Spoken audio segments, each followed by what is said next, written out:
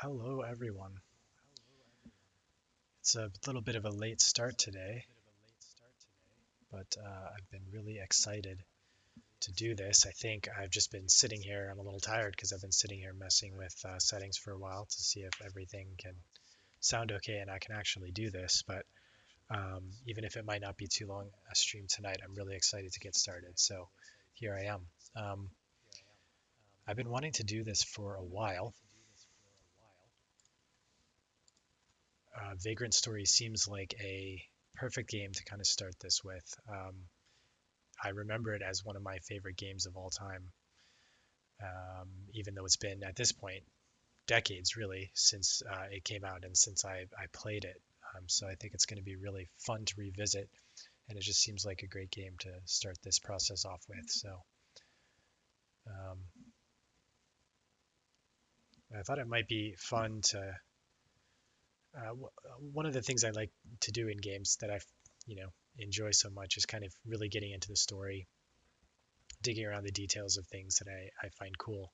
And this game definitely is, yeah, a fond memory. So I thought it'd be really neat to take a look before we get started here at like the original game manual, which is something I found online. And like, it's what I would have done back when I played this originally, like you're on your way back from the store with a fancy new copy in your hand. You're checking out sort of the pictures on the back and all the details and looking through the game manual at all the cool stuff that you sort of don't see so much anymore. I guess you have fancy collector's editions of a lot of the big releases these days, but um, like artwork and manuals aren't quite as common in every game anyway.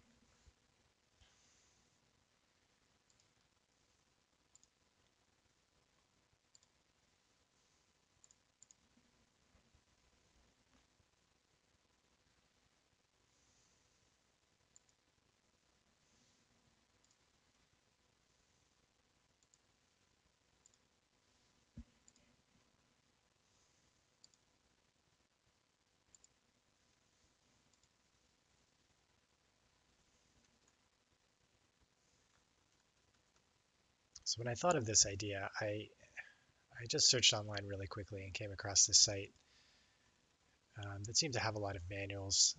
So gamesdatabase.org seemed like a lot of cool information around, and that's where I found this.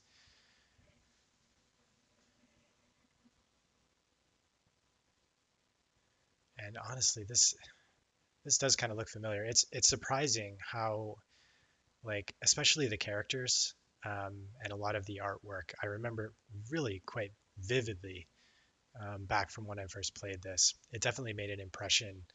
Um, it's a sort of a funny story. I had only ever really had Nintendo systems when I was younger, but and have to save up for them on my own. So was always kind of behind the curve, I guess. And I used to play at my friend's house and stuff a lot.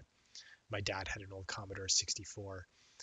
Um, this was one of the first games I played on PlayStation, and it came out at a time when I was, you know, sort of expanding like what I was interested in, like looking for things that were a little more mature. Metal Gear Solid hadn't come out too long before this, and really made an impression. And this had sort of a similar look with like cinematic flair and sort of narrative punch, like and kind of mature elements and mature storyline and a similar looking graphics engine. And that's what really attracted me to it. I remember buying. It came out around the same time that Perfect Dark, which was kind of like this like um, shining beacon of light on the hill, for Nintendo 64, which had kind of like not that many, I guess, big exciting releases. And I had an N64, of course, like following the Nintendo trend, and so I was excited for it. And I remember picking it up, the successor to GoldenEye, Rare, everything, and just being really disappointed by it. I don't remember exactly why. Maybe it was just being exposed to more different types of games like this, by my friends and everything like that. And I just found that it really looked very muddy, didn't look that impressive, didn't feel like it controlled all that well. I played it a bit and I just didn't have much fun with it. Plus, I think it needed like, it needed or benefited from like a somewhat expensive like expansion, like RAM expansion for the N64 that I didn't have at first and was expensive to buy. So I ended up um, trading it back in, I think, and getting Vagrant Story. Um, and yeah, I just played the hell out of this.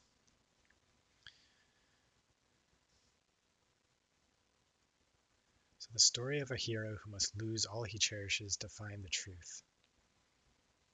I don't know if there's anything amazingly interesting in here, but it's kind of a blast from the past just to take a look. So you have an introduction story blurb. In a most heinous crime, the manor of Duke Bordoba of Valendia Kingdom was seized by a cult of religious fanatics known as Mullenkamp. Although several innocents were murdered, news of the incidents was suppressed, and Sidney Lostarot, the leader of Mullenkamp, has not been seen since. Duke Bardorba was away during the seizure of the manor and escaped the atrocities. Yet 1 week later, an unknown assailant took the Duke's life. Riskbreaker Ashley Riot, a member of the Valendia Knights of Peace, entrusted with breaking the cultist hold on the manor, was named as a suspect at a meeting of Parliament. He disappeared shortly after the accusation.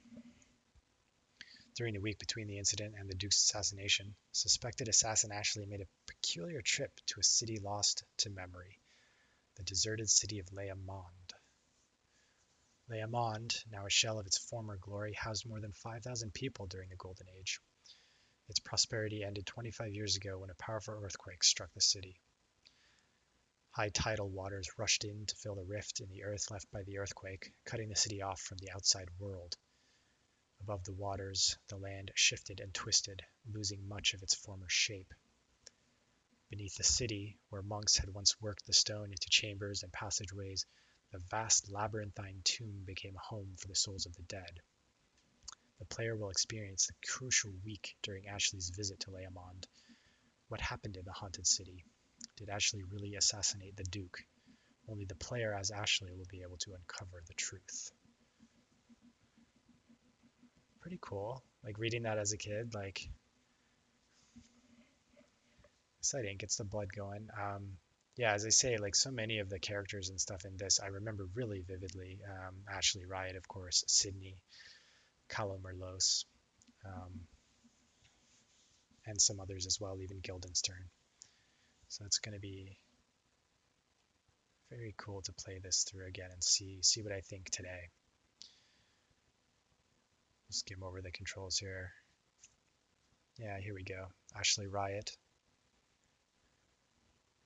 Cool name. Riskbreaker. I can't believe they didn't do more sort of maybe with this IP. I mean, this technically I think takes place in the world of Ivalice, which is kind of the setting for a number of Yasumi Matsuno's games, including this one, like Final Fantasy Tactics, I believe, as well, and Final Fantasy 12, maybe some others, um, and has been a setting in other like Final Fantasy 14 and stuff.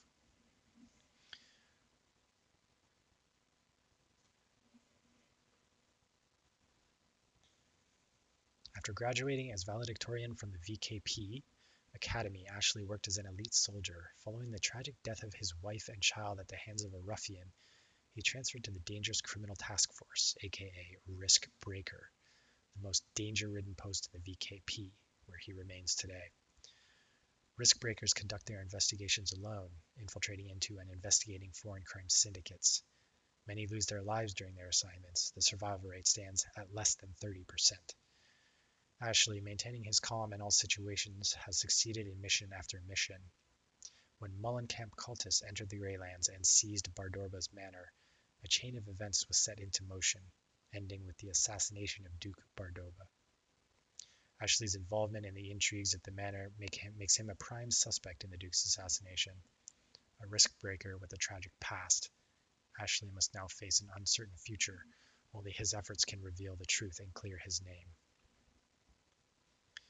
Then we have Romeo Guildenstern, Knights of the Cross. Yes, the Crimson Blades, I remember them. Leader of the Crimson Blades, Knights of the Cross, a military order under the direct control of the Cardinal. Although every bit a knight of elegance and breeding, Romeo can be utterly cold-blooded, never hesitating in the name of justice for the kingdom. He led the Knights of the Cross during the incident at Duke Bardoba's manor and led the effort to suppress the riots that ensued.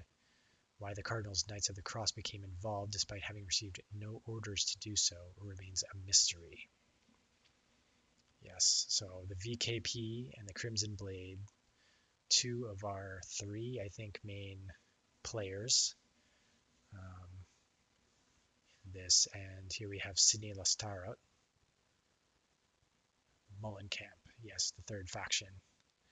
So leader of a cult that worships the ancient priestess Mullenkamp. Priestess. That explains something in the opening movie, I think, that we'll see. Sidney is a self-professed prophet who preaches about human weakness and the end of the world. Sidney can precisely describe the past of those he meets, and it is rumored that he can manipulate others at his will. His charisma has attracted a zealous following, prompting Parliament to declare the Mullenkamp cult a threat to state security.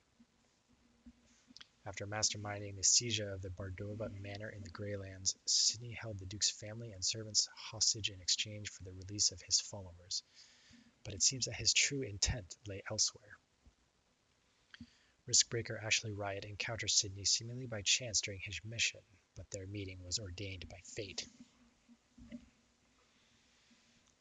Yeah, so definitely setting up the major players here.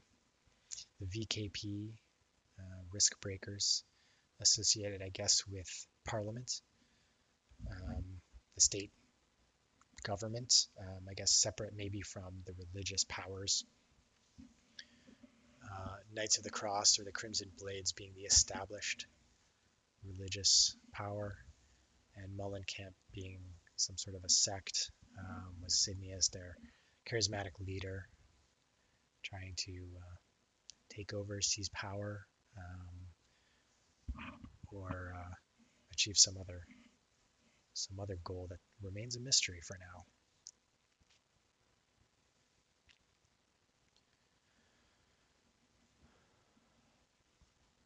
Yeah, some of the basics here. I remember, of course, the limb damage being somewhat important, or an interesting system at the time anyway. I don't remember actually how much it really came into play. I think damage to enemy limbs is not treated quite the same way as it is to you as the player character.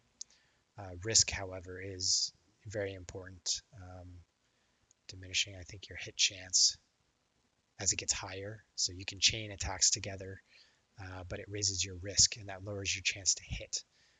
But I think increases your chance to critical hit, which is, I guess, what it's saying right here.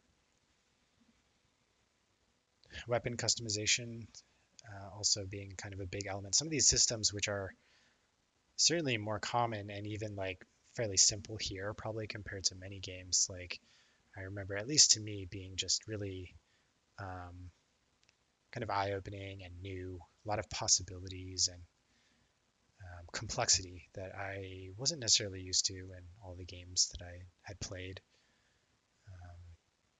So yeah, things like gems, sort of the dungeon crawling grind, for weapons and armor and things to make you stronger. Cool picture here of Melos.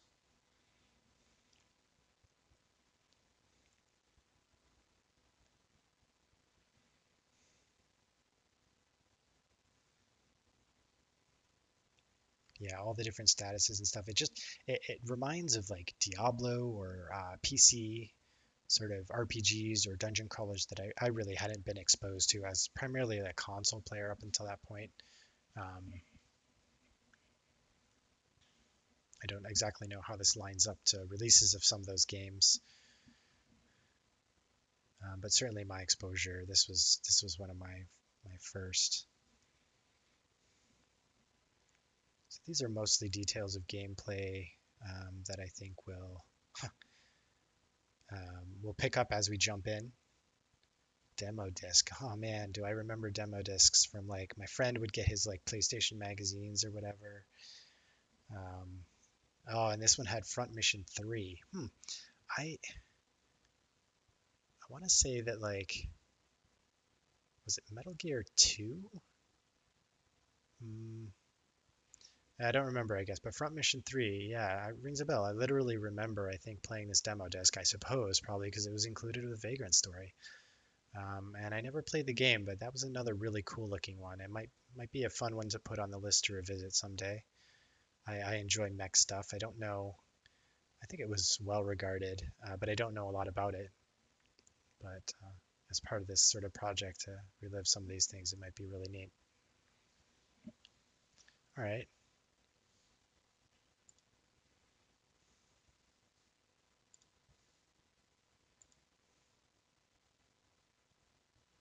So I think that is um, kind of fun to look at that setup. But let's get going with the game.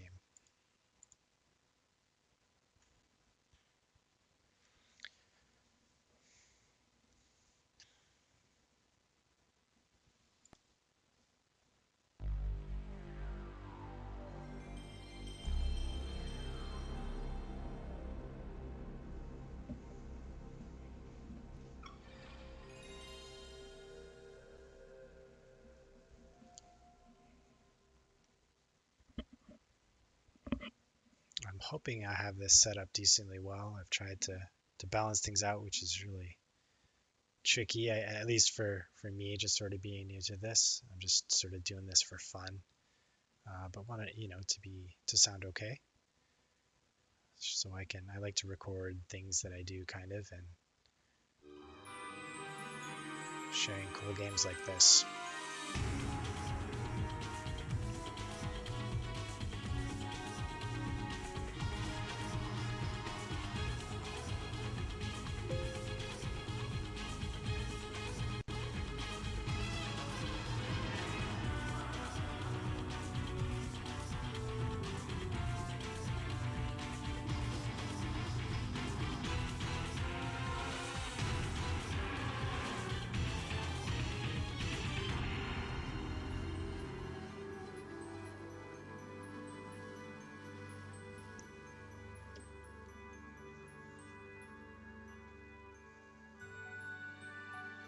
Awesome. That's a pretty bombastic opening. There are quite a number of names attached to this project, Sakamoto being one of them, I think on music. So we saw a few elements there that we sort of saw allusion to in the manual. The priestess Mullenkamp, perhaps. Otherwise, I'm not sure who that woman was. Sort of a fierce dragon, which was pictured at least in the manual, but not really mentioned. And some other elements like fitting blades into grips, crossbows, weapons like that.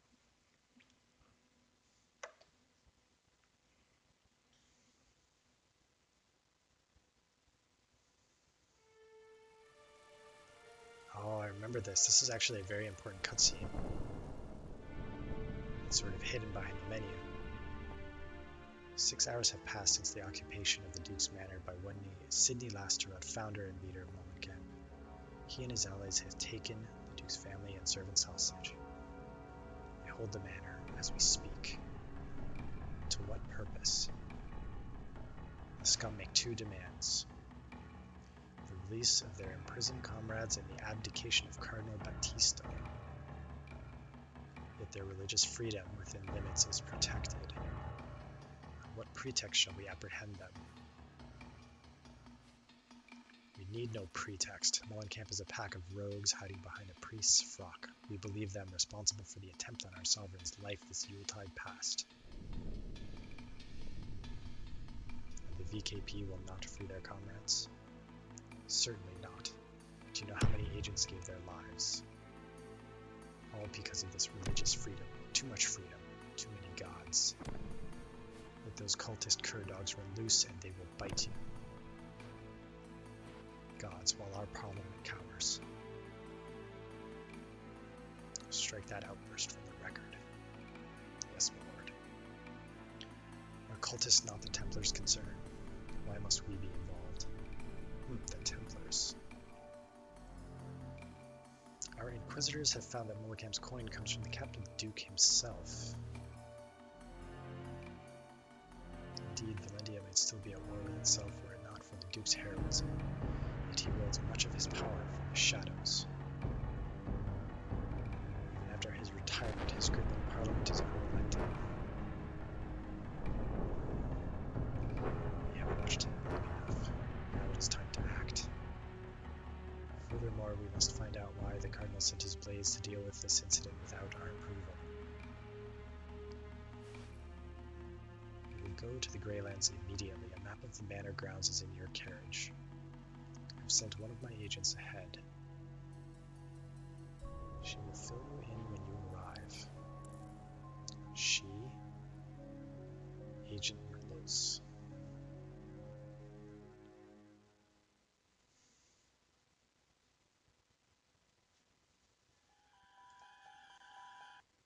Let's just pause for a second here. There's a lot of stuff going on already. So we've seen mention of the Duke being somewhat shady. I guess we've seen all the factions, the VKP, the Parliament there, the shadowy figures lurking behind the members at the table. The Cardinal, another player in the power struggle. And then the mention of Mullenkamp, this religious sect, seemingly backed by the Duke, even though they're attacking the Duke's manor and his people. Yeah, mention of an Inquisitor.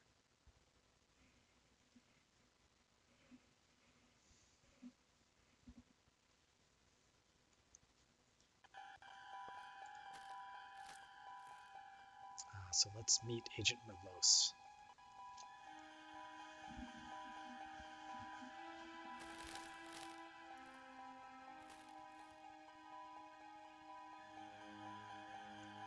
Agent Riot, I presume.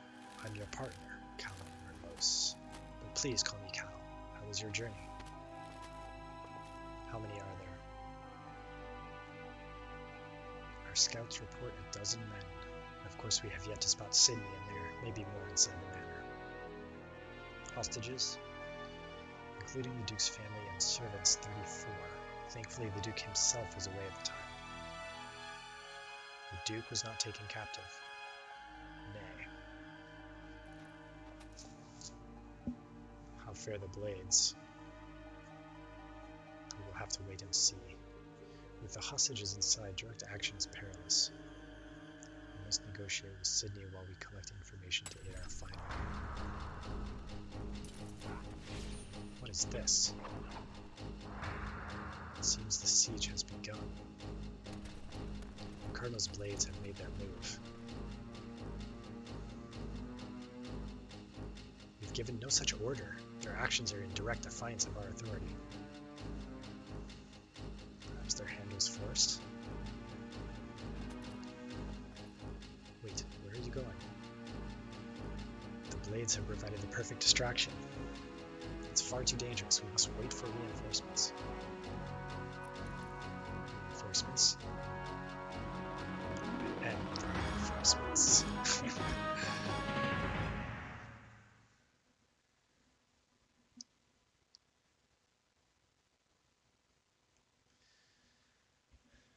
Super cool. So we see that the Parliament and the Crimson Blades, like the Cardinal's men, they seem to be allied closely.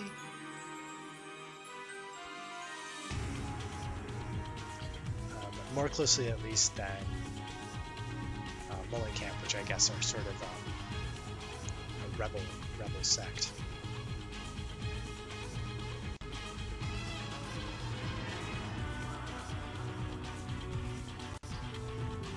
Alright, let's jump in. So that's a very important cutscene, and it's kind of hidden behind just idle activity at the main menu. Otherwise, you're really sort of thrown into the beginning of this and aren't quite sure what's going on, but as we start a new game here, we'll see that the cutscene kind of picks up where that one just left off, with Agent Riot being sent in to the burning manor.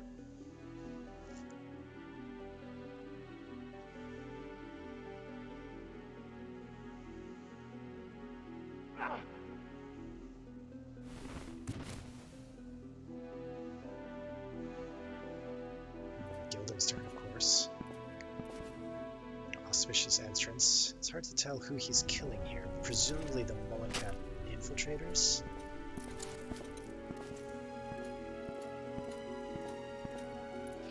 Another crimson blade by that uniform.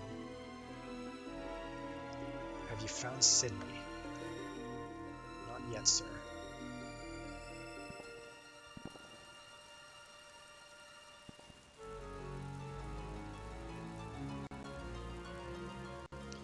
Put out the fires or we'll lose the manor. All will be for naught.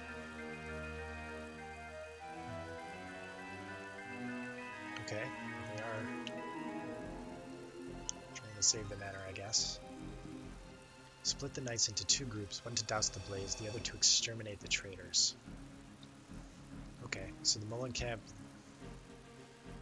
yeah, they're a splinter group, religious in nature, so presumably expected to be under the purview of the cardinal, but blasphemers, believers in this other god or goddess or follower of this priestess,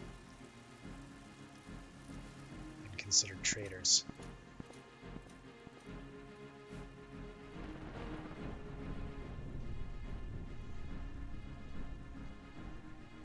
I mean, this is cool, right? I mean, the cinematography, like the cinematic composition, is really something, and like the graphics are certainly dated, but it still pops. Yes, and Akihiko Yoshida, one of my favorite game artists.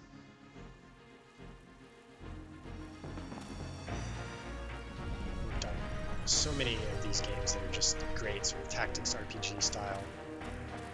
Still doing great stuff today, and things like Bravely Default and Final Fantasy XIV, I think. But yeah, there are a number of big names here, and no wonder what the effect this game could have had on me when I was younger. That I followed their work, liked their work.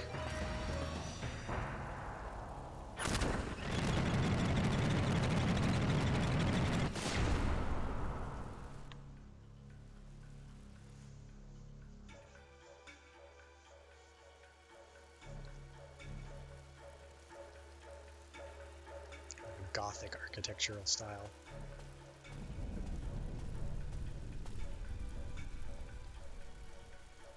Show them who they're dealing with. Presumably this is a Mullenkamp. Torch the chambers and kill the hostages.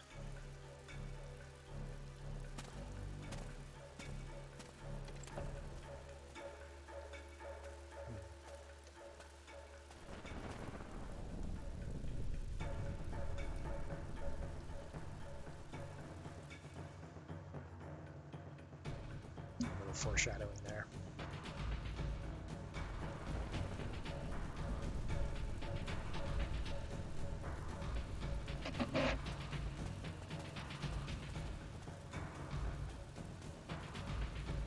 We've no time. Let's finish this before the blades arrive. So they know they're coming.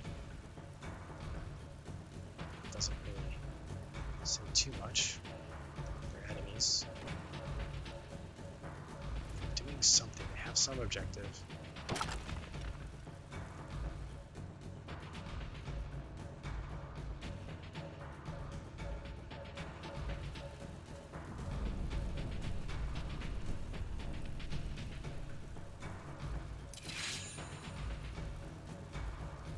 Indeed.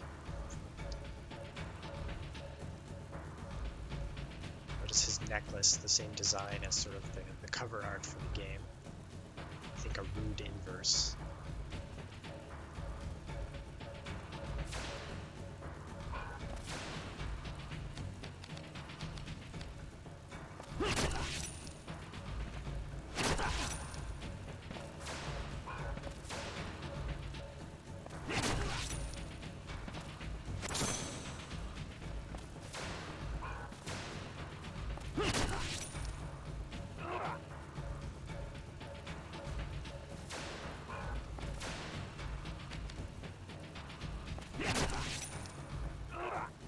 So you can see you can target multiple body parts there. There's a different damage and hit percent each.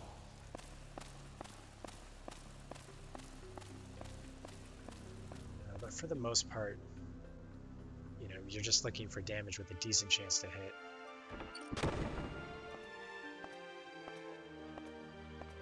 At least until we learn the intricacies. Actually just strolls right in here.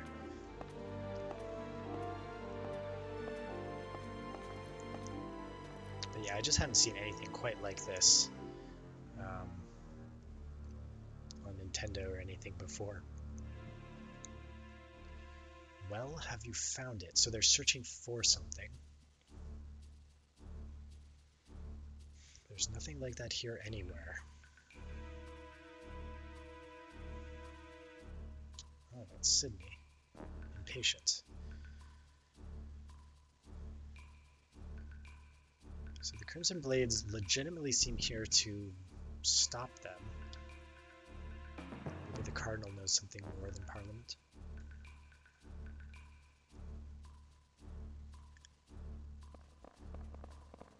Ordering them to search.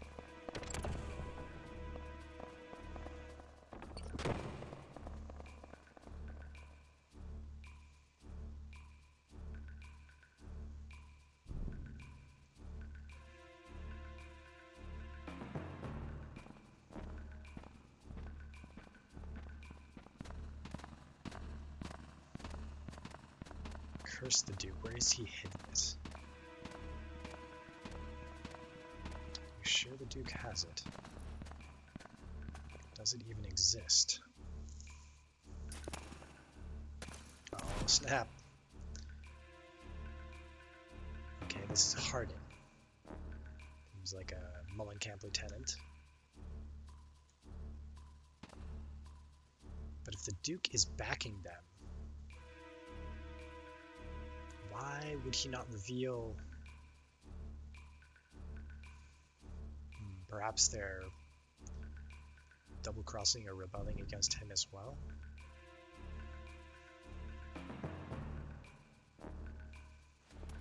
They legitimately seem concerned about the Blades.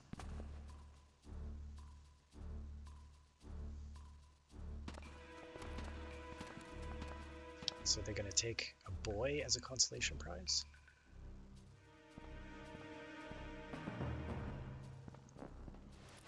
Sydney with his metal arms, like artificial arms.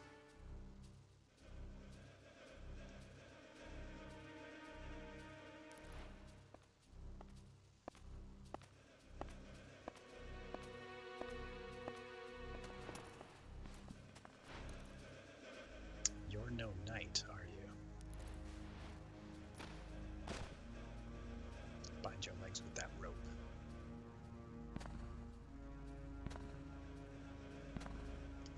Risk breaker. Royal guard dog. Royal. So Parliament may be associated with the secular king? Royalty? Notice the tattoo on his back as well, similar to Ashley's necklace, although with a more prominent sword, forming the main vertical bar of the cross.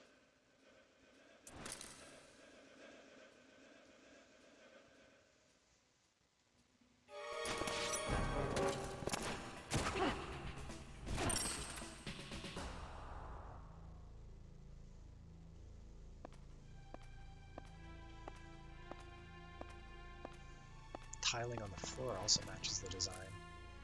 This does seem like a cathedral of some sort. Part of the Duke's Manor or not.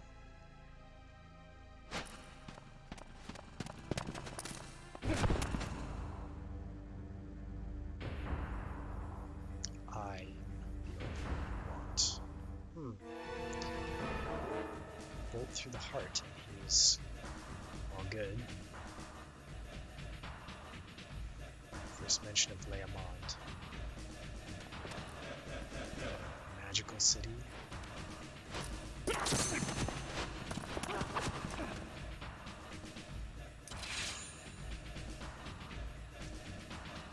What's going on? We're most certainly dead. Leave the back from the grave stuff to the fairy tales.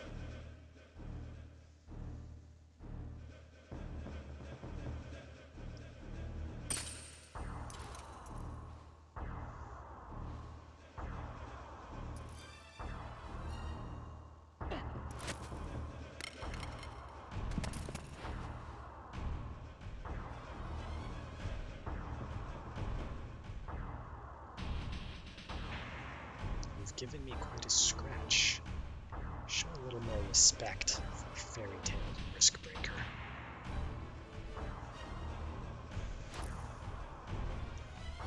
To talk.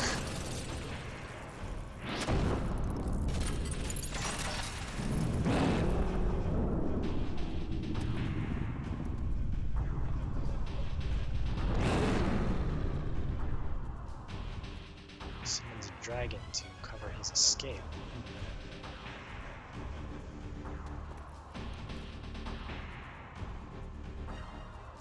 My apologies, I've no time to toy with you.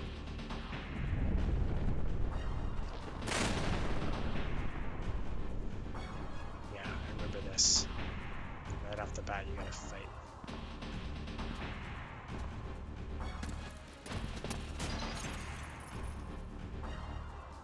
Yep, Sakamoto, and the music. Man, it's awesome.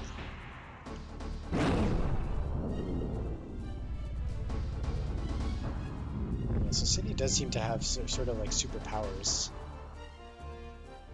Taking a shot to the heart, jumping out of that cathedral window there, summoning a dragon.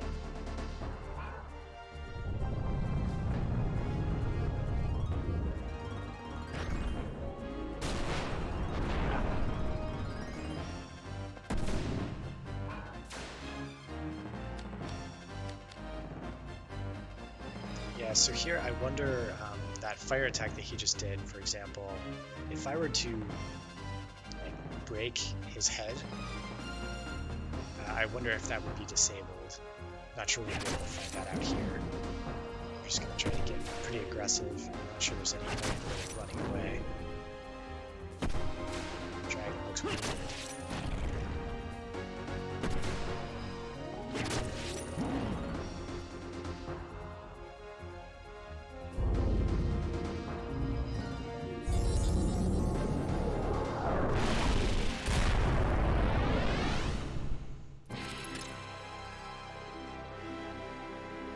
Kirinobu Sakaguchi is another familiar name.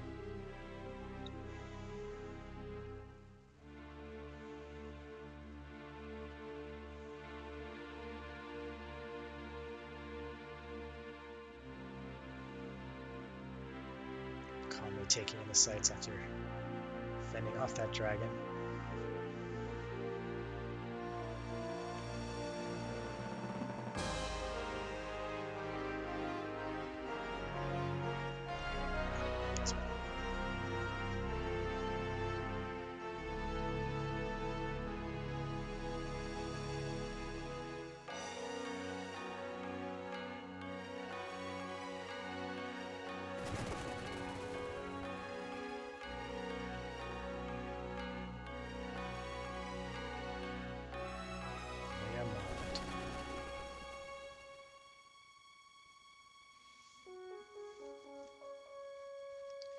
Yeah, so he acts as if he hasn't heard of it, and I guess there was sort of the explanation that the city was abandoned or destroyed like some time ago, so it may not be familiar.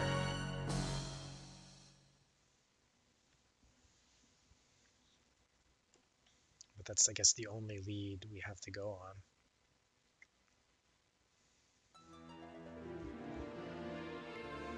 The body is but a vessel for the soul, a puppet which bends to the soul's tyranny, and lo, the body is not eternal, for it must feed on the flesh of others, lest it return to the dust whence it came. Therefore must the soul deceive, despise, and murder men.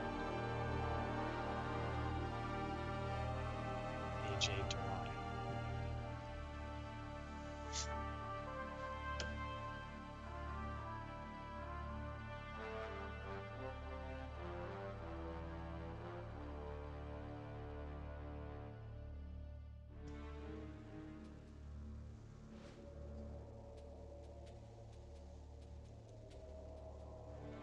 So the knights who came were not the king's men, but the cardinals. Okay, another allusion to the king. Royalty. I guess parliament. Knights of the Cross led by Guildenstern, my lord. crimson blades. Direct service to the Cardinal.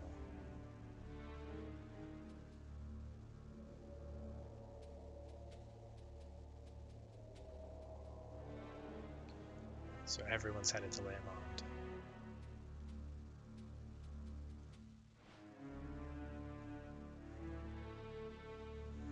Send one of your men in the armor of these holy knights, set fire to the manor.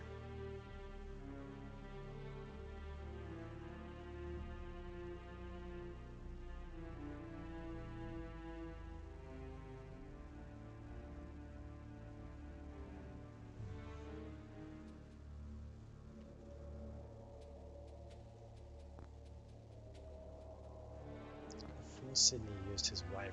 The manor already looked like it was burning. We can't have witnesses telling the world now, can we? So he wants to kill everyone. Including his family and staff, I guess. Irrelevant. Burn it.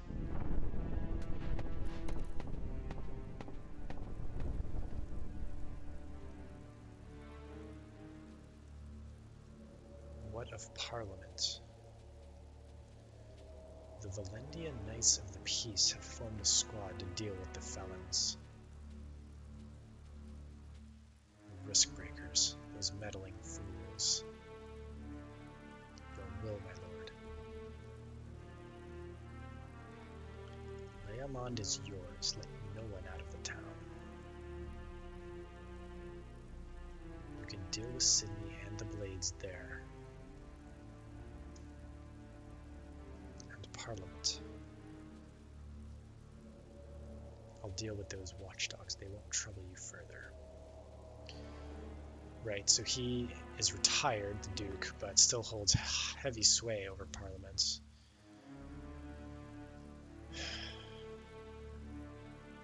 He's fighting Sidney and Crimson Blades. And why? And he seems to control Leamond. The young Lord Joshua. He is my light, my soul, if aught should befall him. So he cares about the kid who was taken. Sidney must have known that.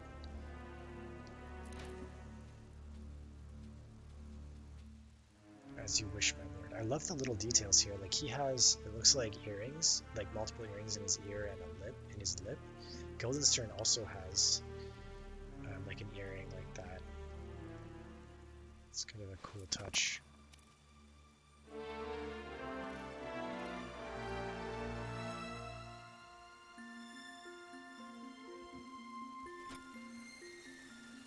And I faded to rot and wither.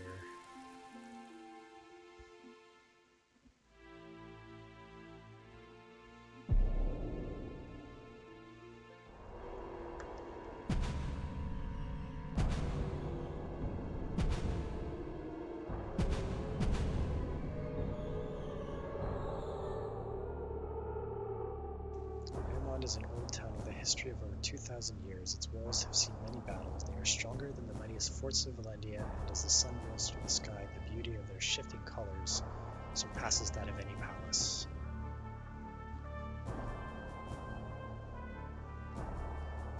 The grand cathedral that towers over the town's center is a symbol of Leamond's indomitable spirit and is the holy ground of the devout Iokian priesthood. At its height, Leamond was a thriving community of more than 5,000 people strong.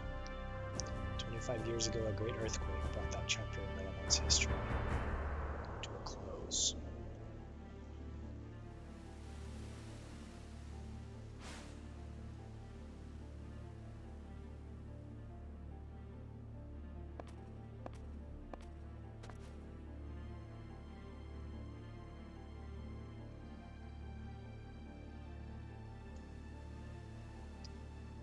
Well, so Ashley is emerging from some catacomb or tunnel, it looks like.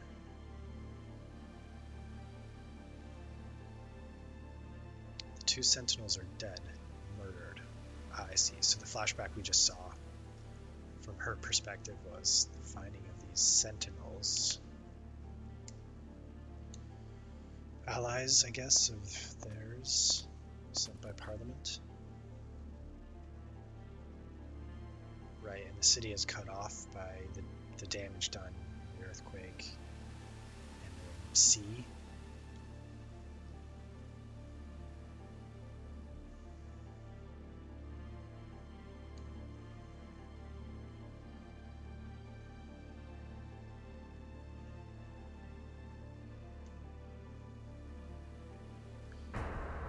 Sunken reefs that rose during the earthquake form a gauntlet of whirlpools, too dangerous. We do know we sent agents in thinking those ruins were the Mullen Camp base. Not one returned.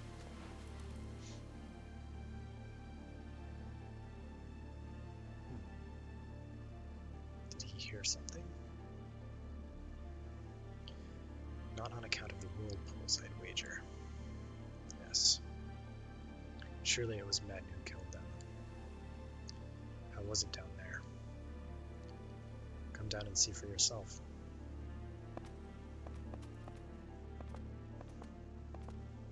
So they wish to enter the city in pursuit of Sydney.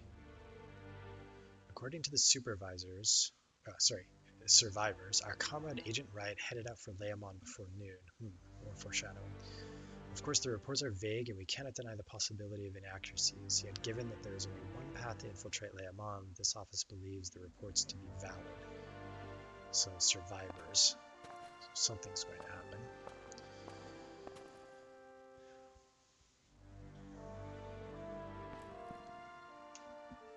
Dead Crimson Blades.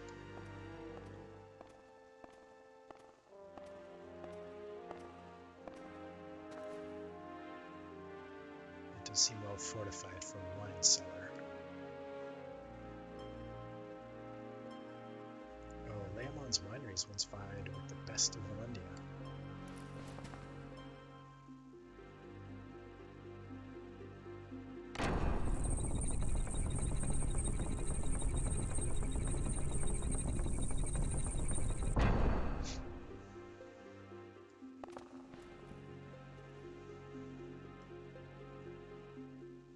Plan to go alone. An agent with no combat experience would just be a liability. Yeah, he's pretty cold and detached.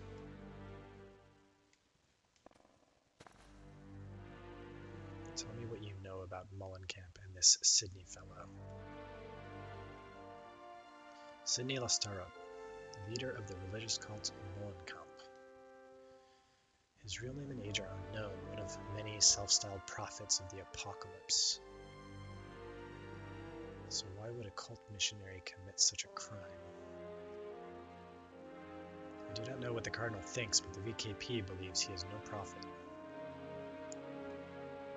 Indeed, he is in dark alliance with Duke Bardorba, who controls Parliament from behind the scenes. But the cult is but a front. Yes. Perhaps this incident is a sign of some falling out between the two.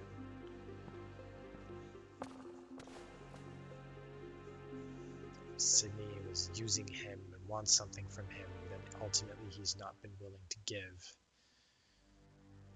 Or merely another of the Cardinal's witch hunts.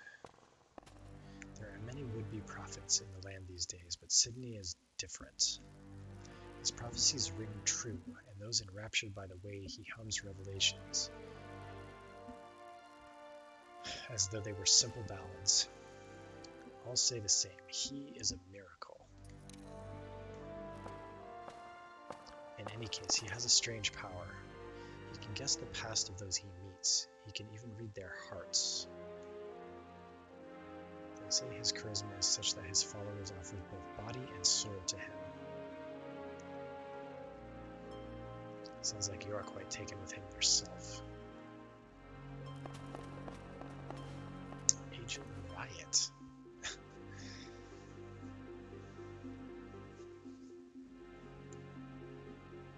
I do not return by the morrow's eve, inform HQ. Godspeed.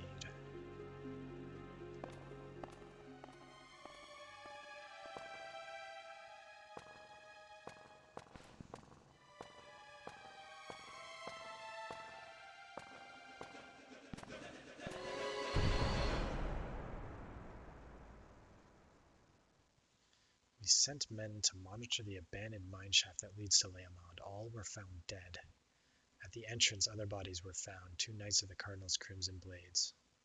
So the men that Callow found, and then those men. Our men were murdered with swords, but the Knights' wounds show they died by their own hands. At present, we have taken the bodies into our custody, and our specialists are continuing the examination.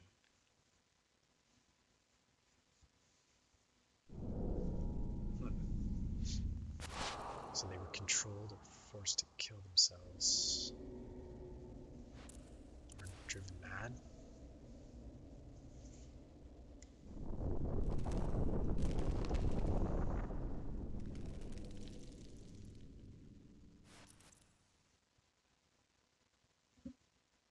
Still seems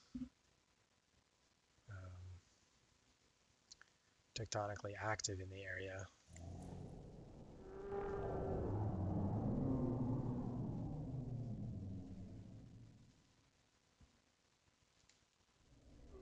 A strange power indeed.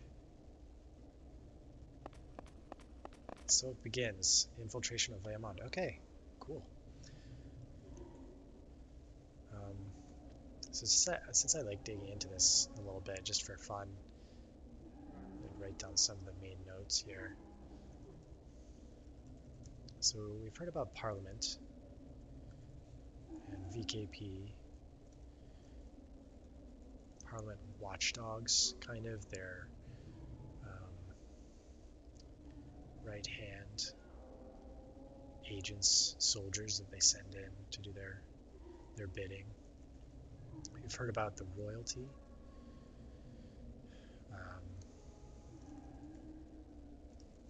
Who didn't send men to the Duke's residence.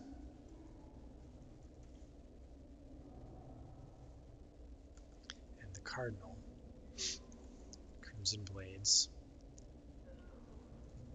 directly under his power, presumably a him.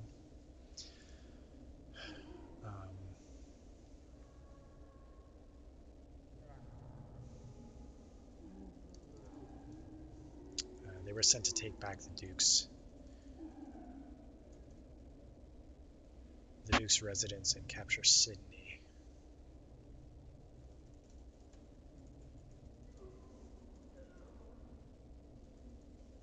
So associated with the VKP, we have Cal Merlos, Ashley Riot, of course, and the three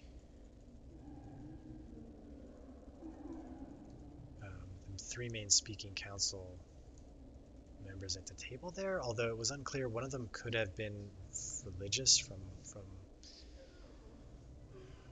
religious sect or something. He seemed particularly triggered by speak of religious freedom and stuff like that. And one of the woman who gave Riot his orders and sent Merlos as well had a name.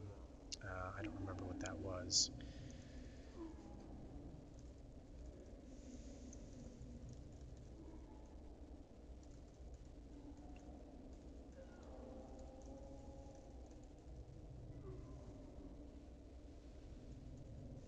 And of course we have Mullenkamp.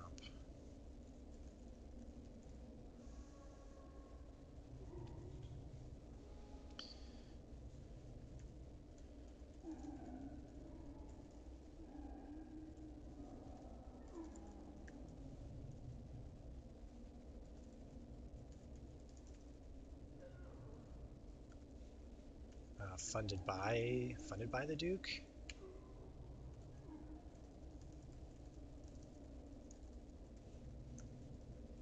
Sydney was looking for something at the Duke's residence.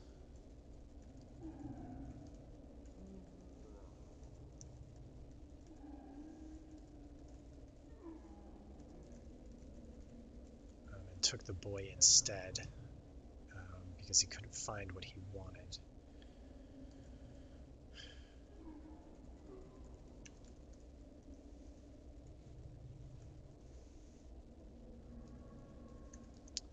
The Duke, who is retired but has considerable sway over Parliament. He cares for young Joshua, who looked like his son.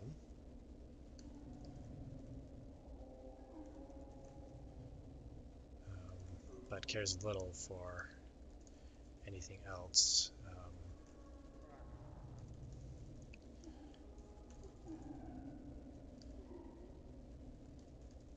He ordered his manor be scorched just because Sidney showed his dragon.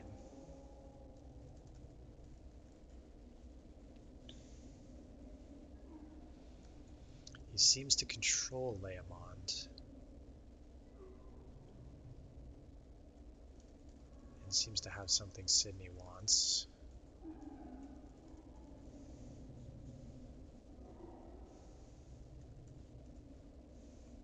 And he seemed to be aging. They'd mentioned he was retired, although still obviously involved from the shadows. Unclear how his health was.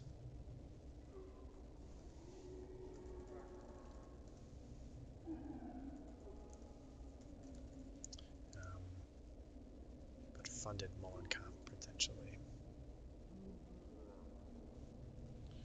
So the relationship could be something like the Duke saw Sidney as a way to gain power, a sword basically to use, while Sidney is more of a true believer and believes there's true power in some relic or something the Duke holds.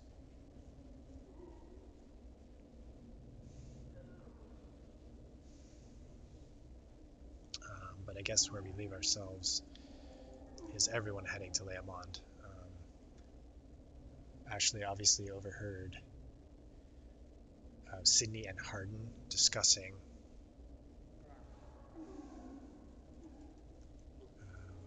just want to make note of Hardin, who was a lieutenant.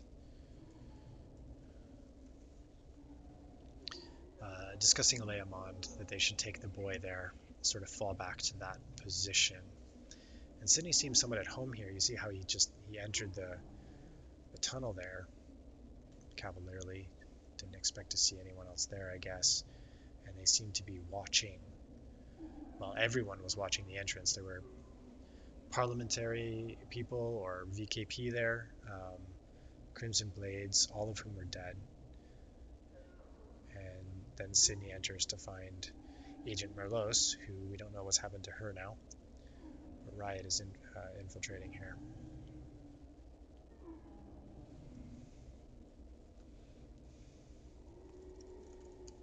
So after leaving the Duke's manor,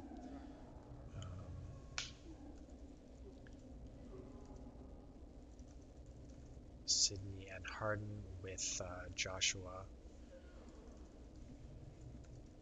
fall back to Leomond. The Crimson Blades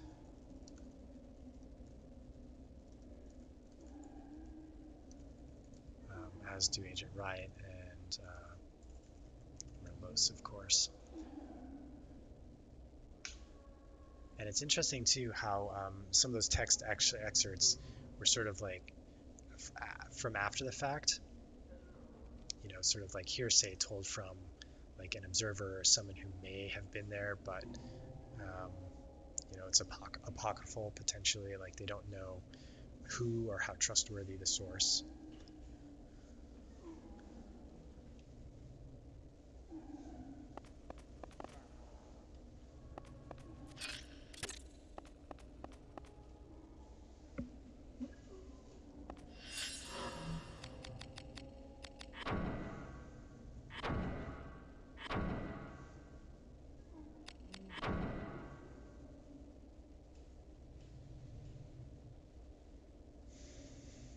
That is a slow save.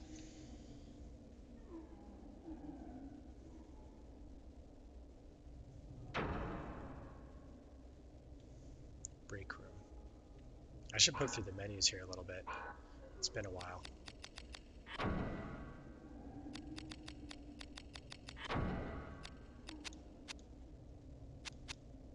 Yeah, like I just remember being so sort of in awe of like all the systems here. I mean, in retrospect, it may be a little overwhelming and messy, and it's not. I don't remember how important many of them are.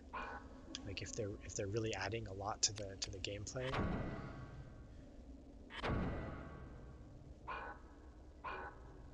This menu system is already confusing me slightly. But items, options, equipment setup, disassemble, repair weapons. Okay, so crafting and equipment. And then these are just, okay, I see. Options, these are weapons, my like scimitar. Oh, yep, scimitar, literally. Does look like a curved blade. Yeah, so blades and grips, again, we see those are the weapon components. Shields, other armor. The Rood Necklace. Necklace with the Rood of the Iocus priesthood. Ah, interesting. Once owned by Tia.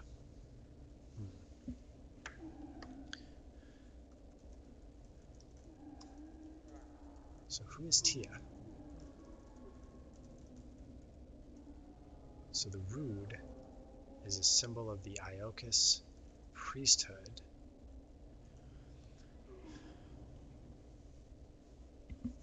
The Iocus priesthood was mentioned, the cathedral, the giant cathedral in Leamond.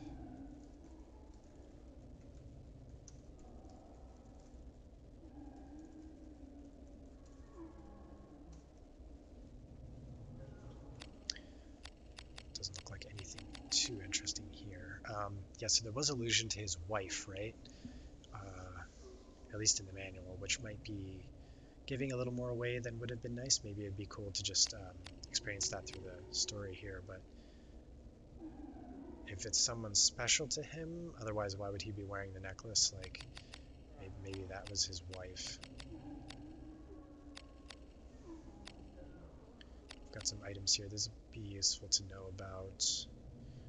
50 HP healing, lowering risk, Yggdrasil's Tears, paralysis cure, poison cure, numbness cure. I don't know what numbness does. Pellets made from flower petals and dried yak livers. Made by the Fairy King as a remedy for use in battle against serpents.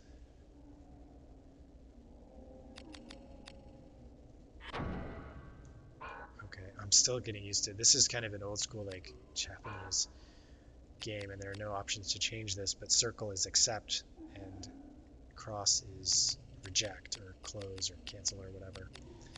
And that's just like in most North American games, it's the opposite, especially these days. We looked at status, map. Yeah, and this is just like, this just seems like so detailed for something sort of its age, at least again, like from my experience at the time, like I just hadn't had anything like this really. So R2 is not actually zooming. I don't, oh, I see. Yeah, that's a little counterintuitive. I also have to be using the D-pad here for control. Because they've just got one of these old controllers. So we've got a couple of crosses on here, and the save point is marked. Can I? How do I? I want to. Okay, here we go. Yeah, and like each room has like a name. Entrance to darkness. We're traveling north.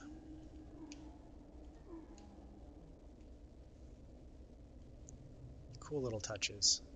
So the general area, I guess, is called the wine cellar, and then we have the entrance to darkness and the workers' break room with the thing here. So the red looks like a door that I came through, and the white, not flashing point, is the exit, I guess.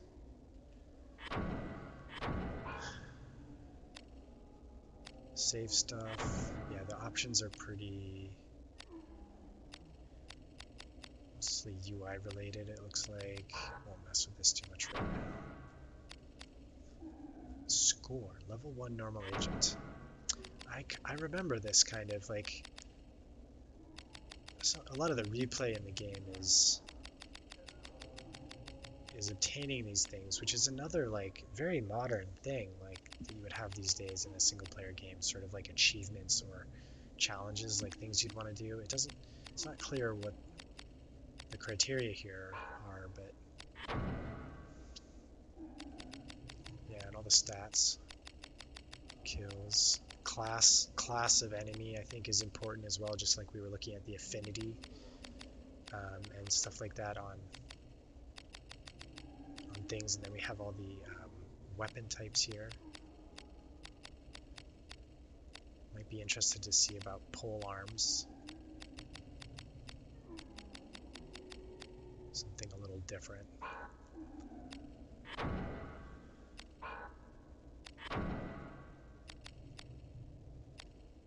And an encyclopedia of enemies, so 78 different types of enemies and presumably bosses as well, so that's quite a few.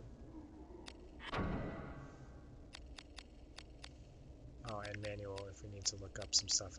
I won't go through all this right now, it's pretty extensive, like how long some of these things are, but actually it might be interesting to look at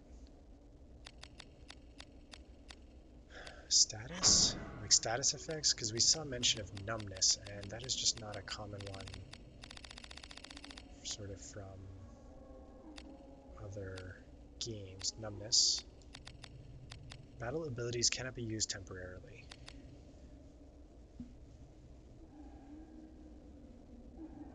Okay, so it's kind of like sleep almost. So you can clear it with a spell or use an item that I don't have, or you can take damage to kind of wake up. Or it has a probably not too long duration. Since they're giving us an item for that, I wonder if we're going to encounter it soon, but we'll see. And I'm pressing the wrong button. So we have 50 MP, 0 risk, 250 HP.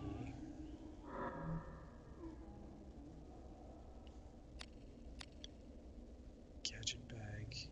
Okay, so this is a chest where I'm like taking stuff. Oh, and okay. Some heals. That'll be useful, so I should quickly look at equipment here to see if any of that was worth anything.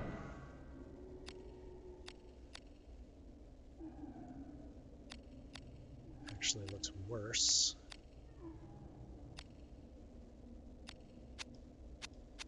Yeah, so you see here, class, human, beast, and dead, so you have different abilities against different classes of things. Elemental affinity, and a damage type.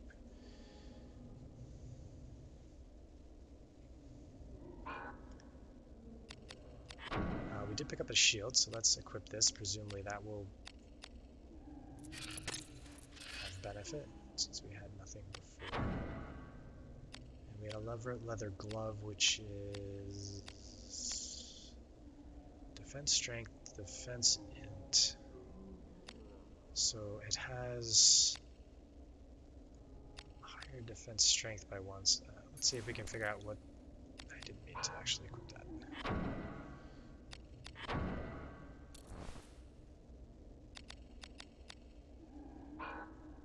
If we could check, I just want to find out what the defense int and defense...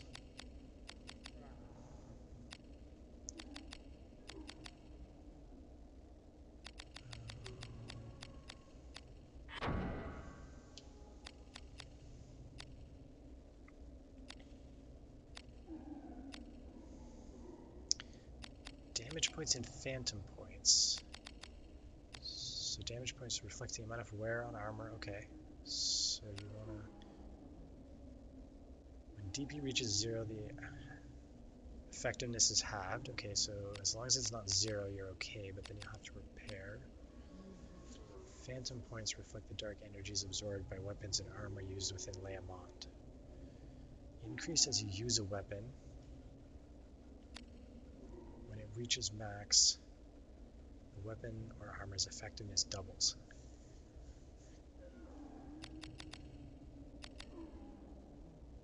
That when both DP and PP are full, your weapons and armor are at max efficiency. So maybe DP actually does degrade, before 0, I mean the effectiveness of the items actually degrades as DP degrades, and it's not just a binary.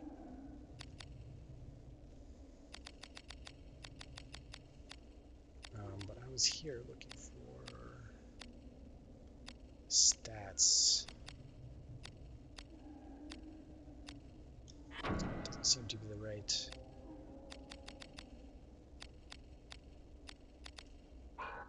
That was the wrong one.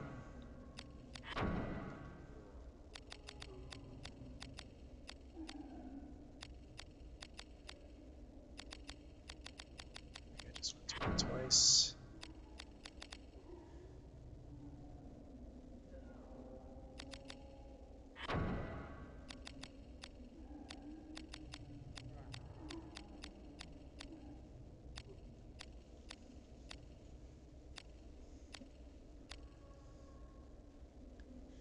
Oh yeah, the shortcut command.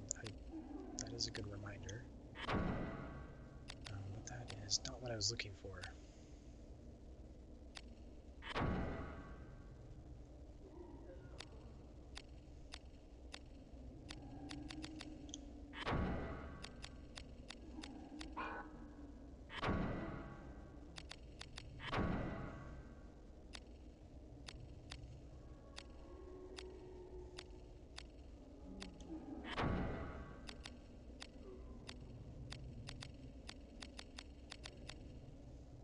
I really would have thought it'd be in the armor section.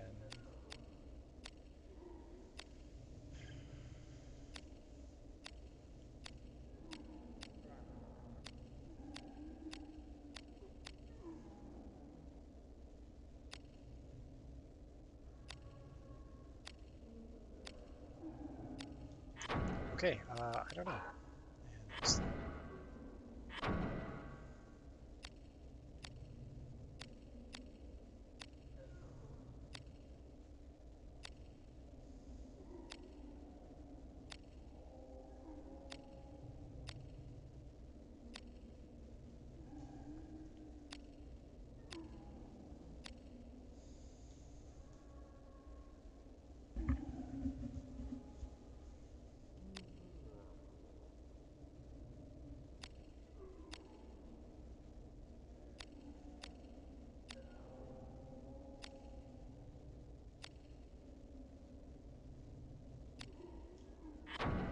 Do I have like a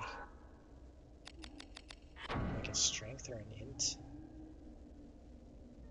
Those are my stats, I guess. Strength, intelligence, and agility. So I guess it's probably defensive scaling with those attributes. So if my strength is higher, then I would want a higher defense strength item. I would benefit more from that than something else.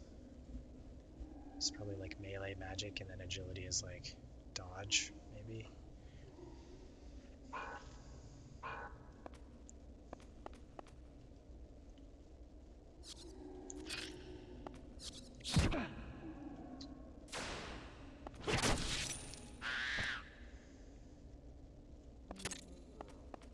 I think it also said that PP drains when you're in battle mode.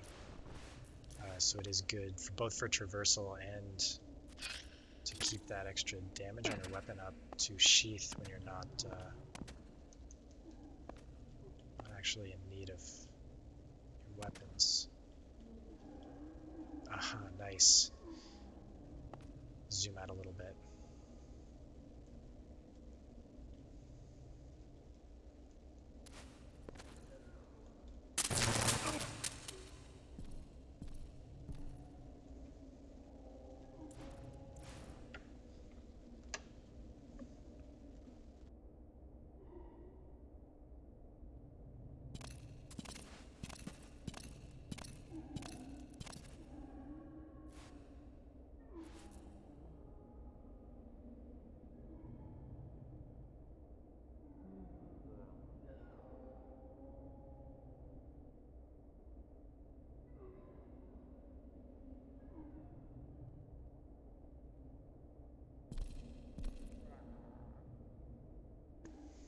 So the scouts that he's alerting to there may be the Crimson Blades, their compatriots near the entrance of the tunnel.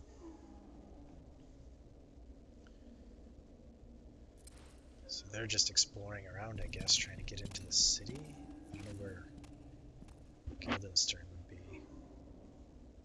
And they mentioned a grimoire, yeah, so that's like a magical item. Book. They said this door was not locked, but chamomile sigil.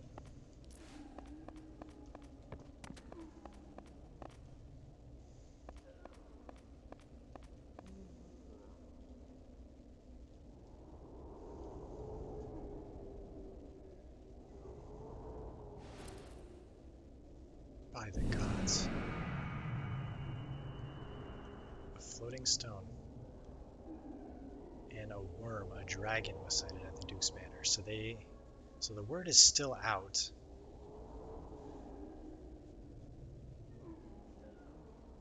So magic and dragons don't seem to be regular occurrences. Not commonplace.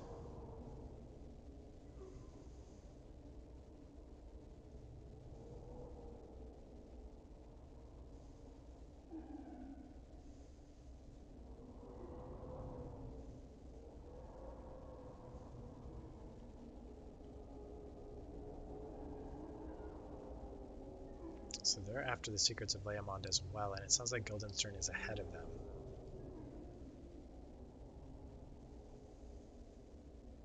So everyone seems to know some secret, like the leaders of each of these factions, they seem to know some power or secret, magic related.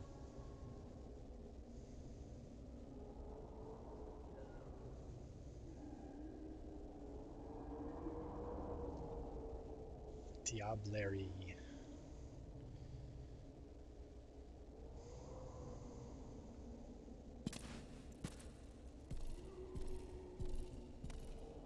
So magic sounds like it's kind of outlawed under the Cardinal. But maybe at the highest levels they use it, to seek power, to protect themselves. Heretic, yeah.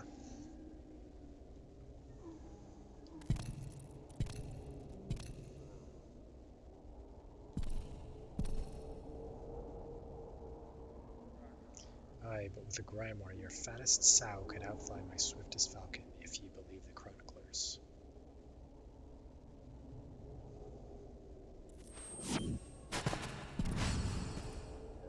Oh, I think I'm made. So that was a vision of a boy, but it wasn't Joshua.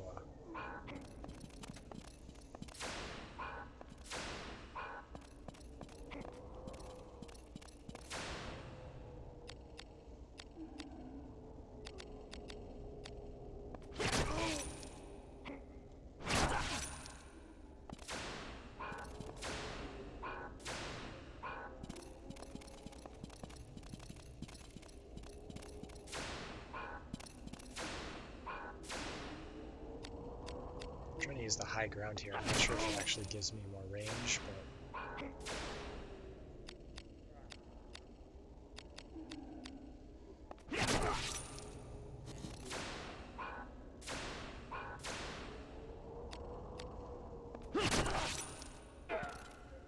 I only have a single attack available currently.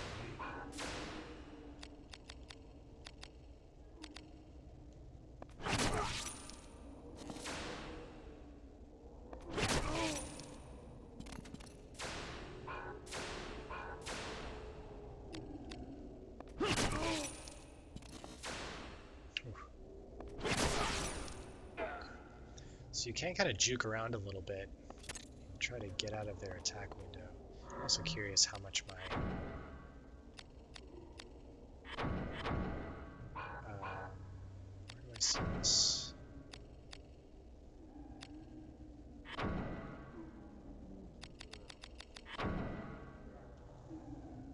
So 59 PP of 136. It's quite a lot, so it goes up quickly. DP looks like it goes down fairly quickly as well. Let's clear this room before we save.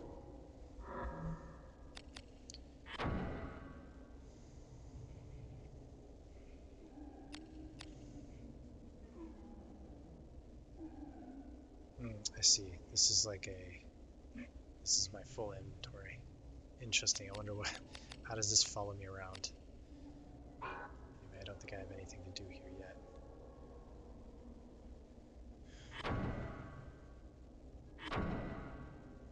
Looks like I can see it from here as well.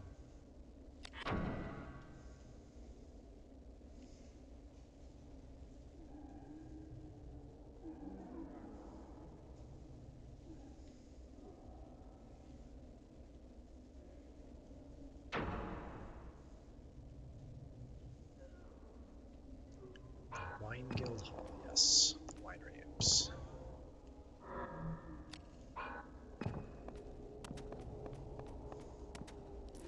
Yeah, with this sort of three-quarter camera, it can be a little hard to get a full sense of the room. And I also, on the little mini-map in the lower right, I don't show up, I just see the doors. But I can tell at least that I came in over there, and obviously need to traverse this magic rock, or cloudstone they called it. I don't know if there are like secrets or hidden things around the rooms, like I see no real indication that's so I don't think I'll do a lot of like just random searching around.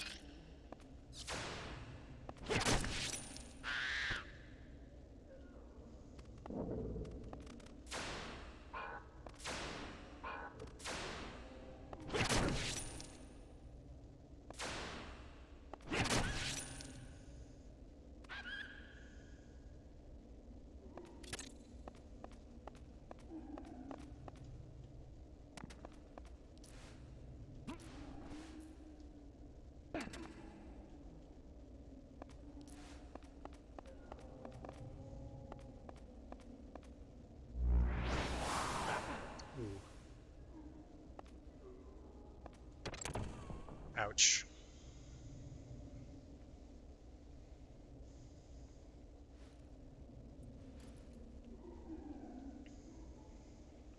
Here comes one of Parliament's watchdogs. You go back and silence his yapping.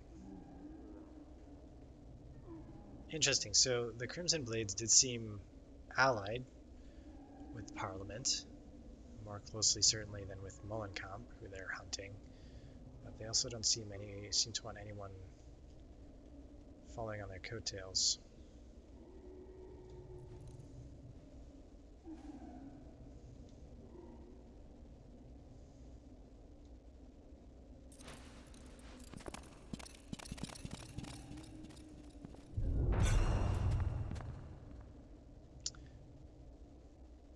So that was actually Sydney?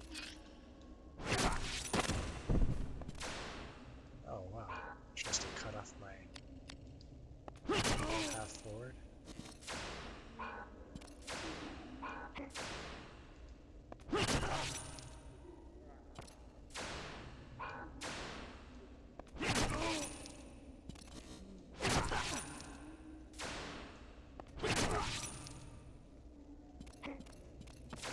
Still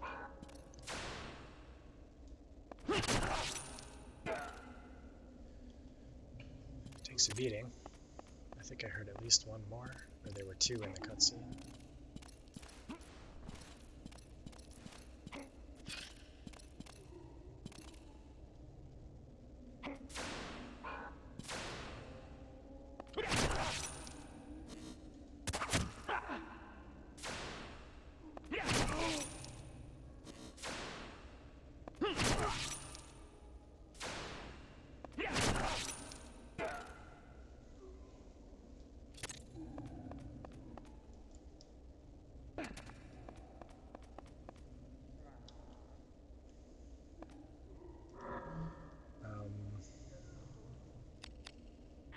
I do have some healing items.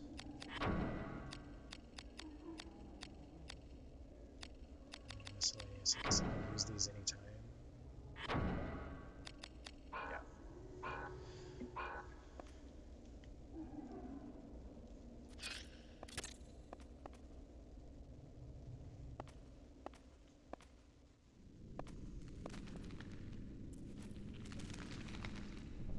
Another earthquake.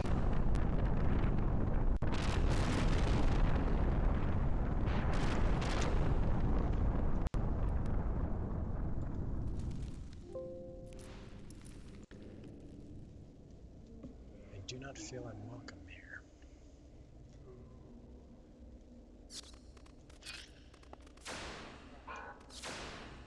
Yeah, maybe it's all these bats and humans attacking you. I do remember killing an awful lot of bats in this game. It's funny actually how familiar a lot of this is. I mean, maybe most of the game kind of looks similar. I don't remember exactly, but I mean, just this kind of, this very 3D layered diorama style kind of room. I mean, it's reminiscent of like Tactics Ogre and Fantasy Tactics.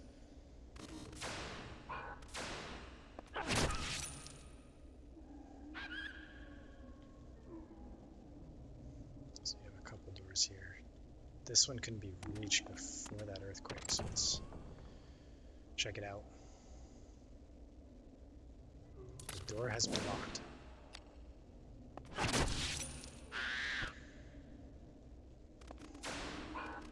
Doesn't look too dangerous.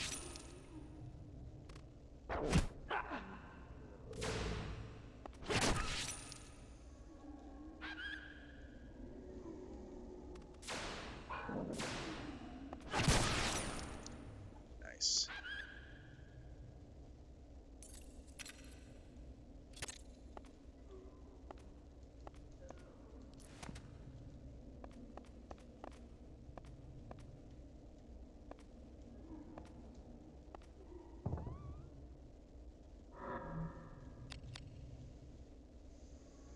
Crossbow. More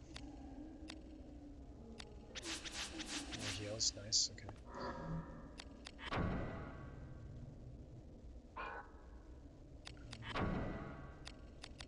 I see, it's remembering my cursor position.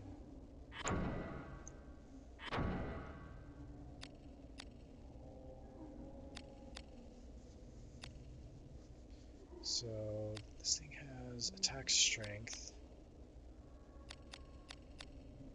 Do I need like ammo or anything? It doesn't tell me, so there was a range, right? So 9 range. Is there a way I could quickly switch weapons? Because this seems like beneficial to like, you know, hit those bats or... Okay, that gives me quick access to this, but no quick access to weapons.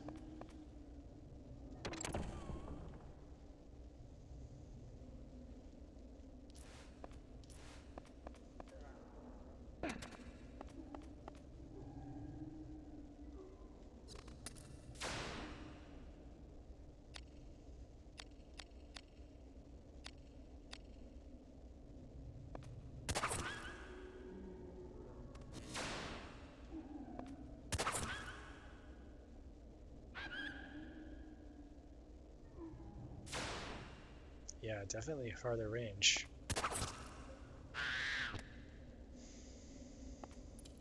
Seems like it could come in handy.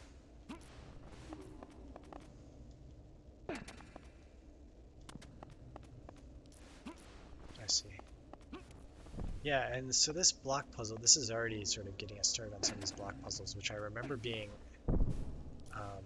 somewhat substantial, like, elements of the game for sure. And it's kind of a weird combination, right, of this sort of like dungeon crawling RPG mixed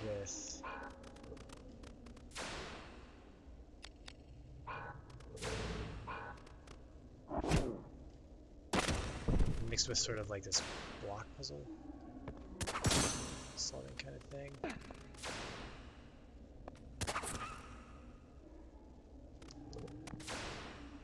Oh, that was interesting. When I jumped, he just completely stopped following me for a second.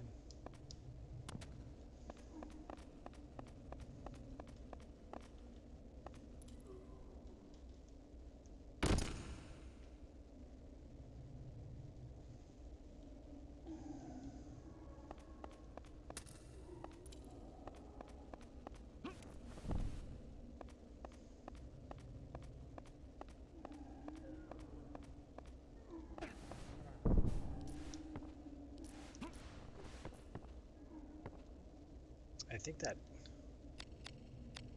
yeah, I think there's an option or a page in the help stuff um, about puzzle mode, which is I think the block stuff, and you can actually like turn that on and off. I think. And flashback.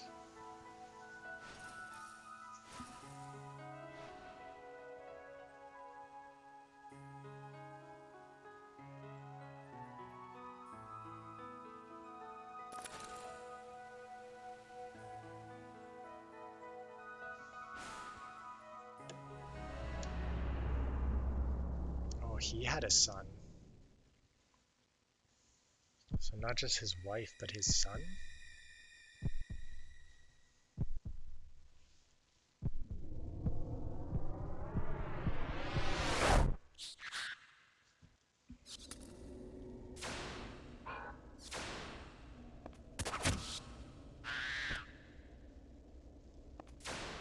So that was the boy he saw before that made him start when those two Crimson Blades attacked. So that's maybe his son.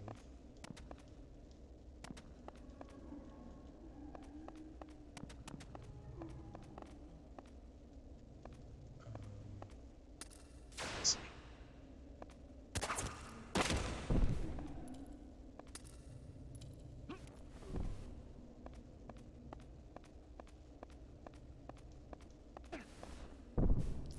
Is this enough? I'm wondering if they put 2 blocks for some. Is there some reason?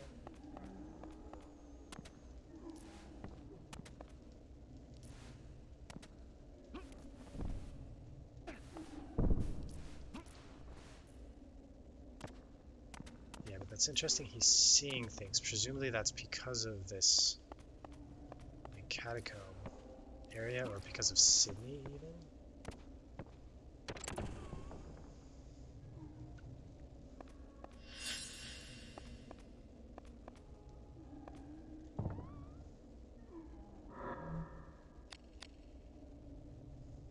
Okay, restores all HP and 100 HP. Nice.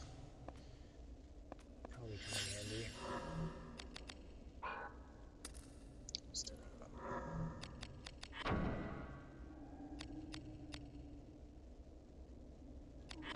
Okay, while this is saving here, I'm just going to take a quick break. It is getting pretty late here. I probably won't go for too much longer, but this has been fun, so I'll be back for a little bit.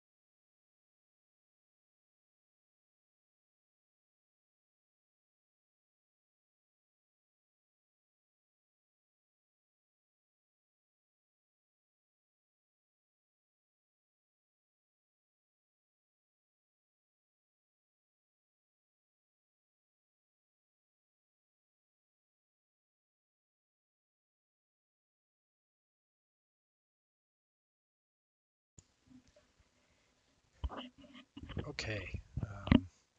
Just got a little water, took a little break there, so let's get going again.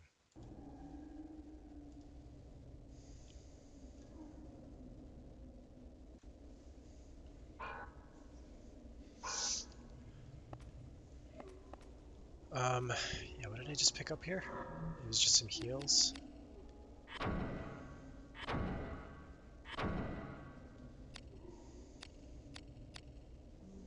This seems strictly worse, so maybe a candidate for disassembly unless I run out of, like, all my other equipment breaks or something. I have less defense with the crossbow than the blade and shield.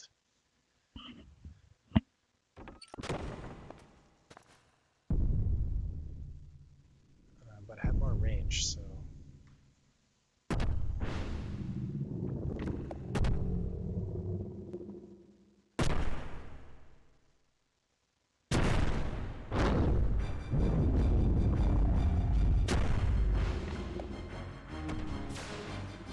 Yikes.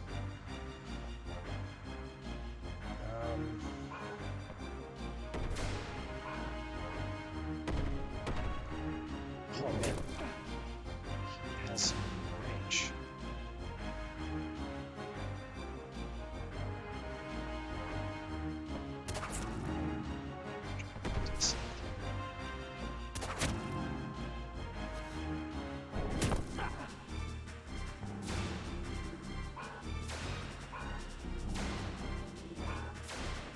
What is he doing?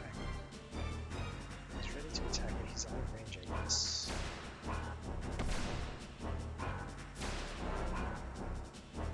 Oh. Okay, so he has like... Jeez. This is going poorly already. Let's get some of those heal items. Big one. I've got quite a few of them. That'll buy us 2 hits. He's doing less than 50 per hit. Damn. He's got more range. So I need to just get in here. In fact, I should probably be using the other equipment because I would have higher defense. I'll need to get close to him. I don't have to. DP's not out.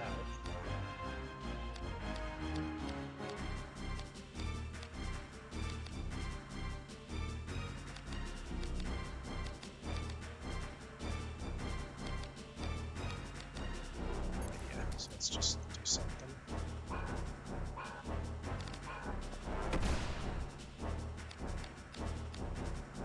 $65 to the head. So the head is the weak point, and that is going to be easier to hit maybe with.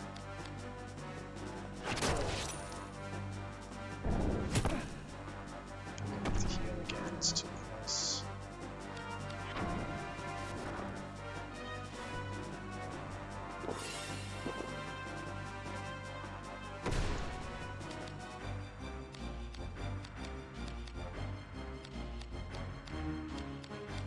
Substantially more damage to the head.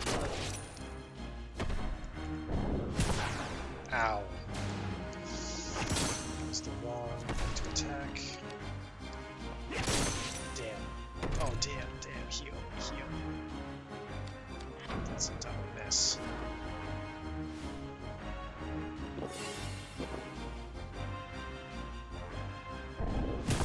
Oh my gosh, come on. I have to heal again.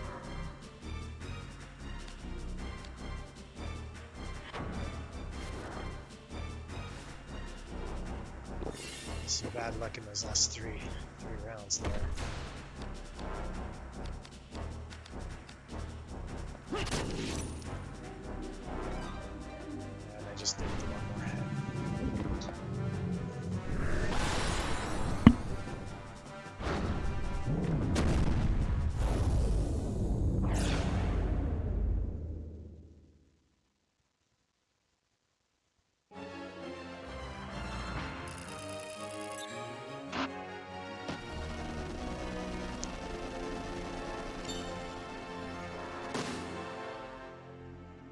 Step roll on a step bonus. So kind of instead of leveling up, I guess.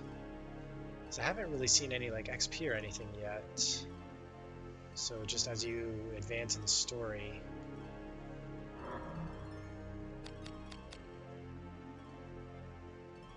you'll get rolls on stats. So we get some grimoires.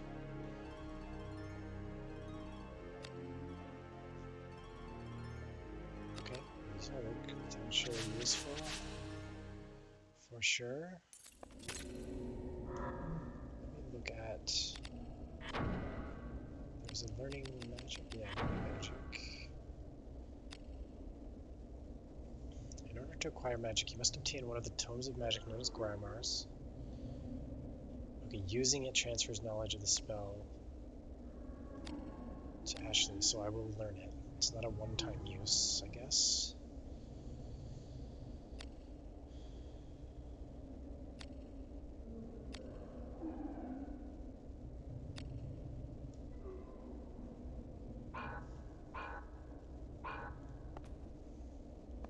I think there's also like a, yeah, there is this first person, oh, it's inverted, perfect. So I guess this is maybe useful for getting a clearer picture of an area. We have a gated door, I think that's where I came in. 2 gates on either side, like a Colosseum-ish kind of thing, and a chest over there. I assume these probably don't do anything.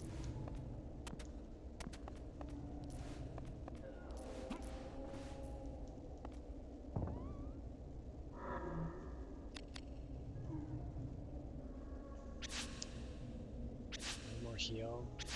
A lot of paralysis cures. Yeah. There's. Let me look at the shield. That was a little sketchy, so I want to keep.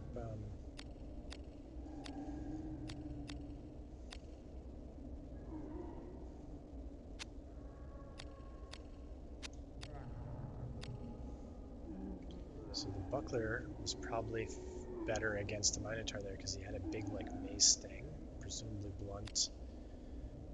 This might be more effective against other things. Otherwise, they look very similar.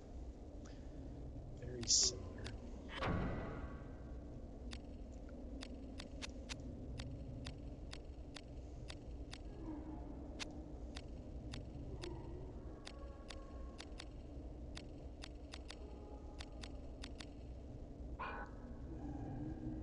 What is my intelligence? Like 100? They're both just the same. So I might as well keep the intelligence.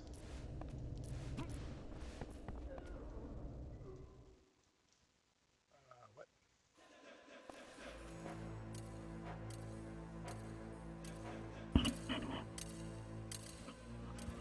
How did he appear there? He can, like, teleport?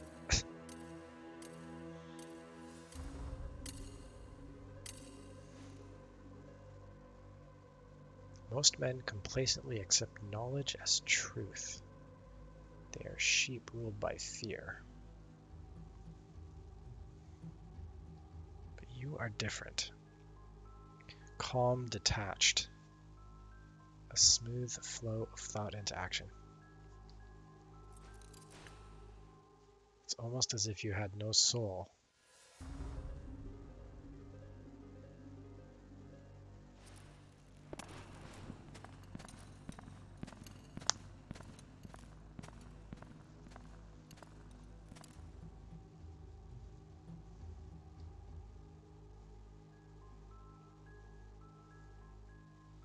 Did you see something that made you shut your soul away?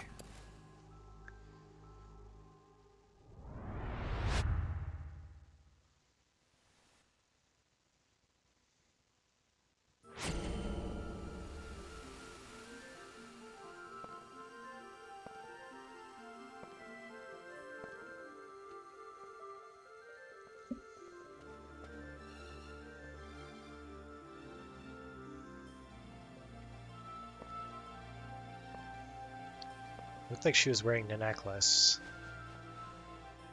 I didn't see if he... Yeah, he doesn't have it on here. So I think It was his wife's.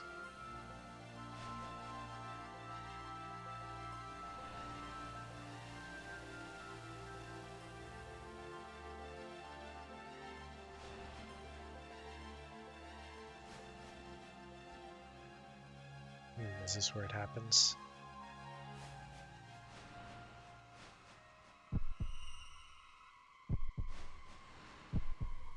What the heck? They just literally run up and stab her? Oh, and they shoot an arrow at him that misses and...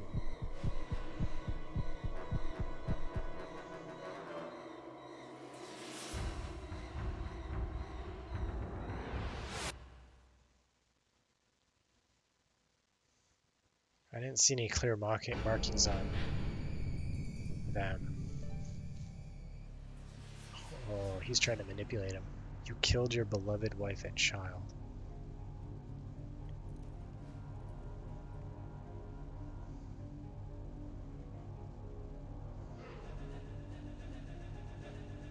You failed to protect them. You failed in your duty as a knight, a husband, a father.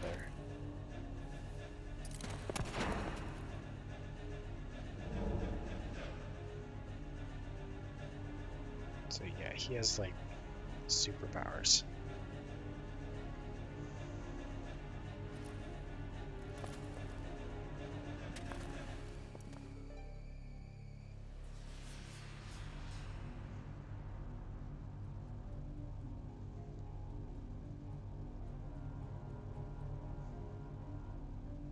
The city of shade will forgive your sins, my son.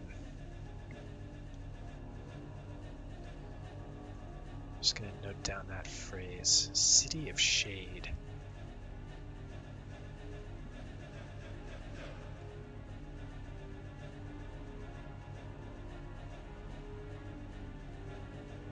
I am the heart and you the hunter.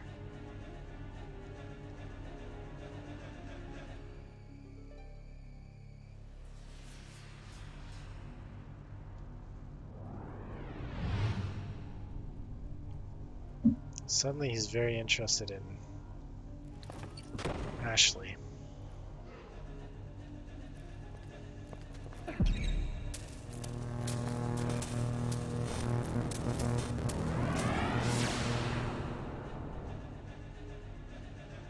Suppressed memory from the tragedy?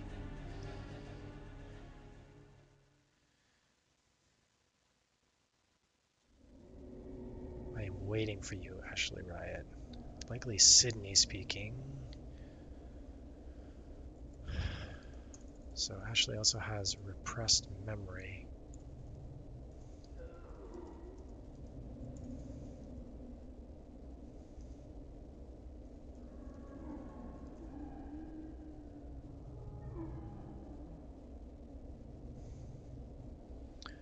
And I had a note about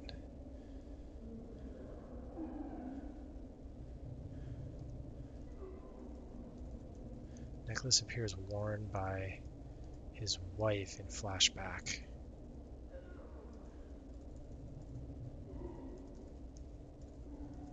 So Tia's likely wife, but what is the connection to Iolcus and what is Iolcus? So Sydney and Hardin also have Merlos. And Sydney is looking for a chase.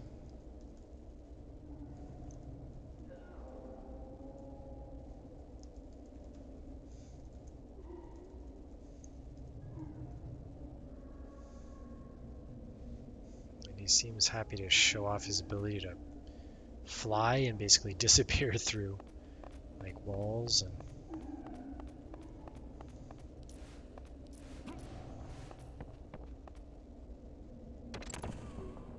yeah, so I guess I'm backtracking here to the previously locked door.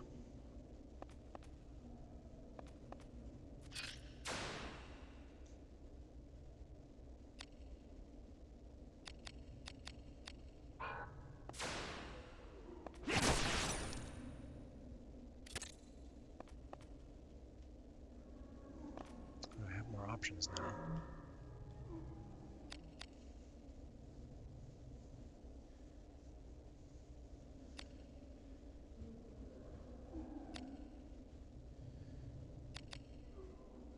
Okay, right. So these are the combos. So heavy shot inflicts an amount of additional damage equal to 70% damage dealt.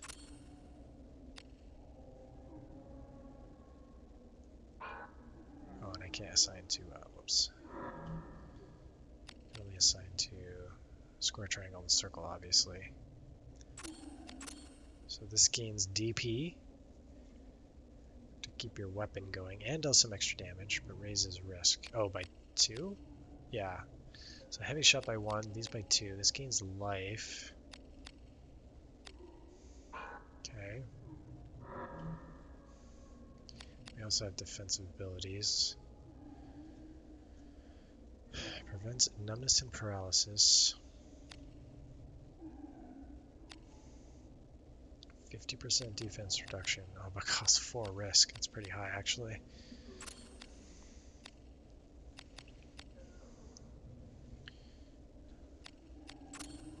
Reflex damage. And anti-status. Okay.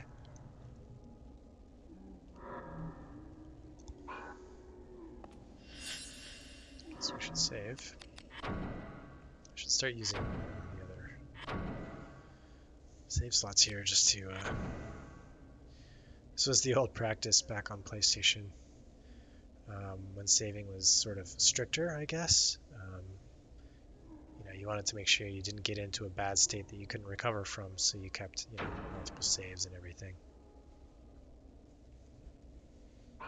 So I guess that's what this dummy is here for, is I can practice my timing a little bit.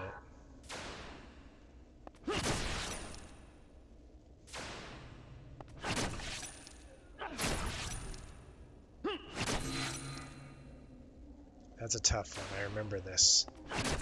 When he stabs and draws the blade out, that's a tough one to time. It gives me feedback on. There we go. Oh. Another draw.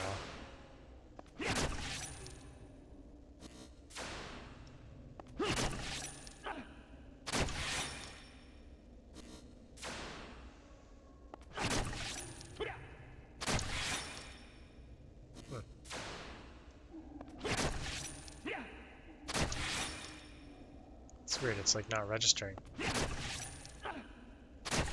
I guess I'm like so slow? Oh, maybe I'm not. I'm redoing the same. Redoing the same ability. You can't, you have to, alternate. Okay. So I'm backtracking to the locked door. Oh, I have high risk here. I should just wait a minute, I guess.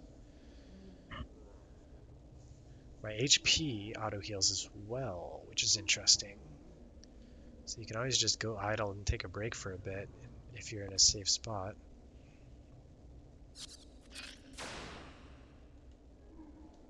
Oh, she healed. I guess...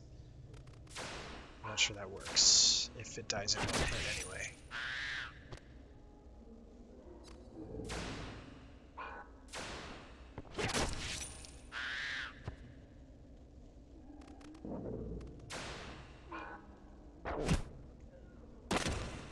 Did he just... No, I don't think I need that. Let's go over here.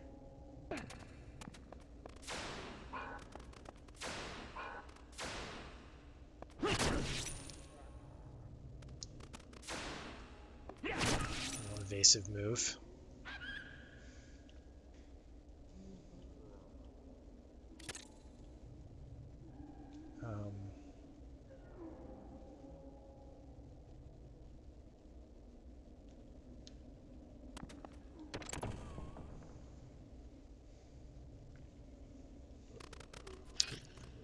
Paying attention.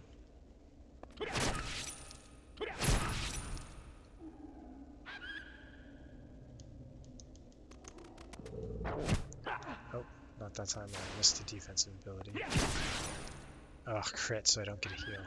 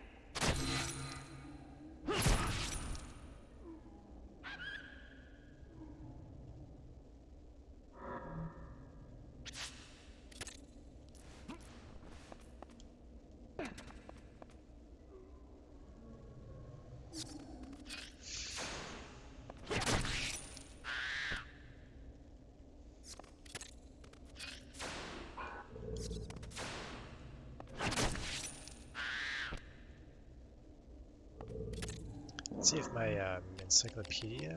Let's see. Score. Let's see if this is filling in with like.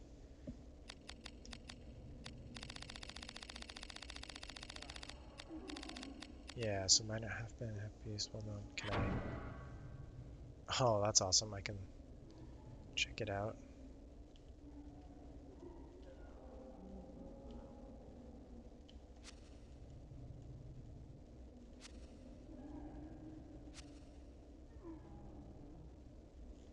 Okay, so it's jumping between known entities. That's cool.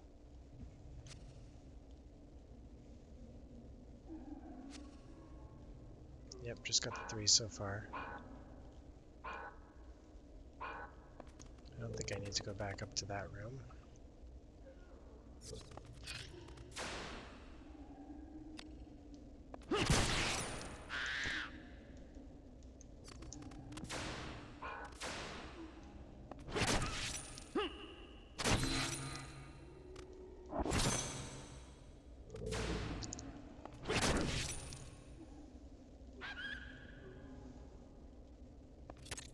Nope.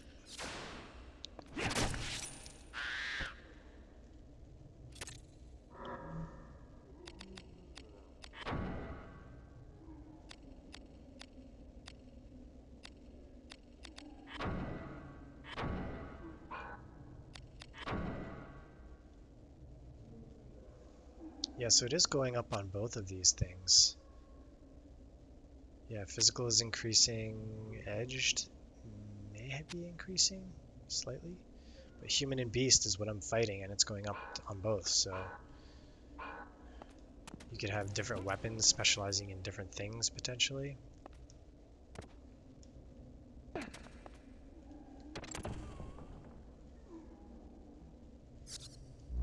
Oh, damn. Forgot about that, and now...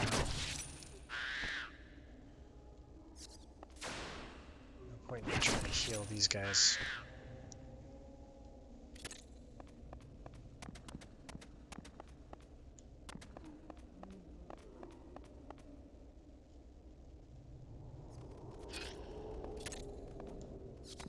Oh, there are bats, damn it.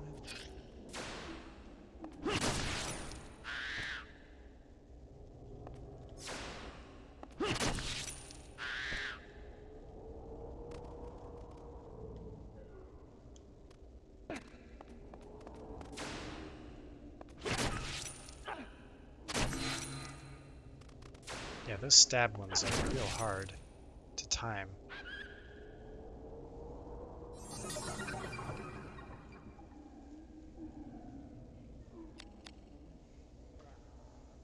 Huh. Okay, so I am getting some form of like XP or something, I guess. Let's take a look. What do we have? Defensive abilities. Windbreak, Fire, Terra, Aqua. So these are elemental. That's just a guess as to which would come in most handily. I have no idea. Do I pick one? Oops. Let's see. I think I want to pick a chain ability. Reduce MP, gain MP, numbness. And numbness we learned stops them from attacking. That seems pretty useful. Let's do that one. So again, regain from suppressed memory.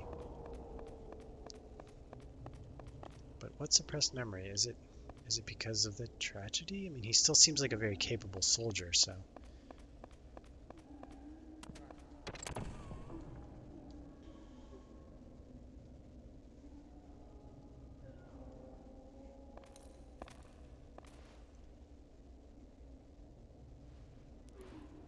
Another dead Crimson Blade.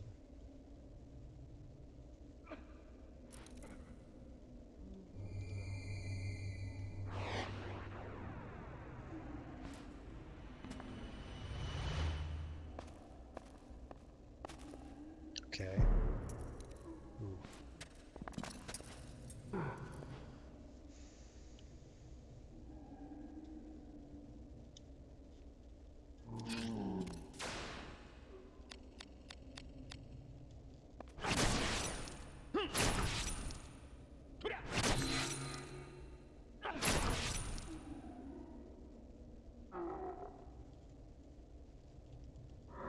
So if you can time it, I mean, things with more HP, it's not going to be the case, but if you can time it, you can, take something out in one combo like that, even if it's a long combo, and if there's nothing else in the area, you just let your risk drop. No problem, so...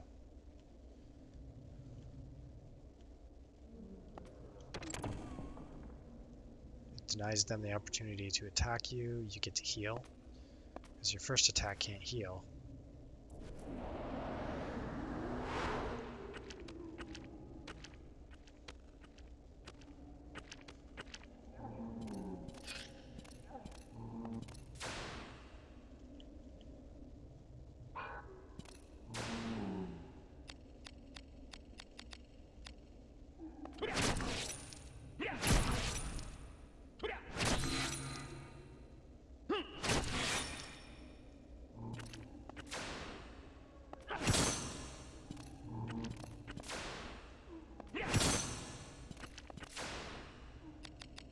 Am I actually out of range there? Blocked?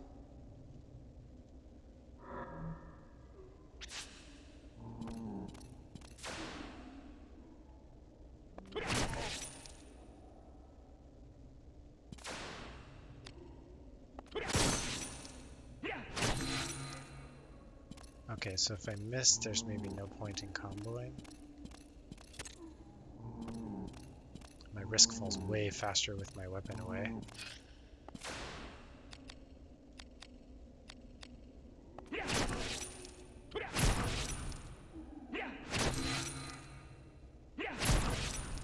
Ugh.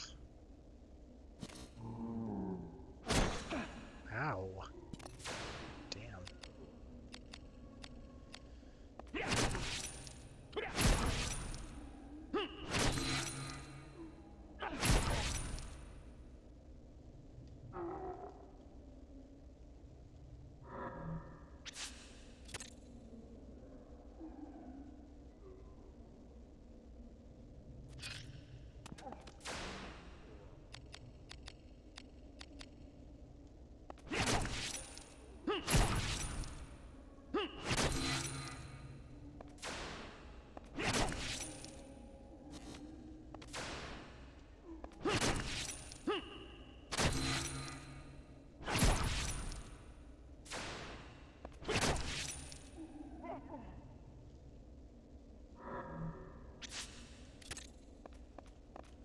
Farm some heals there.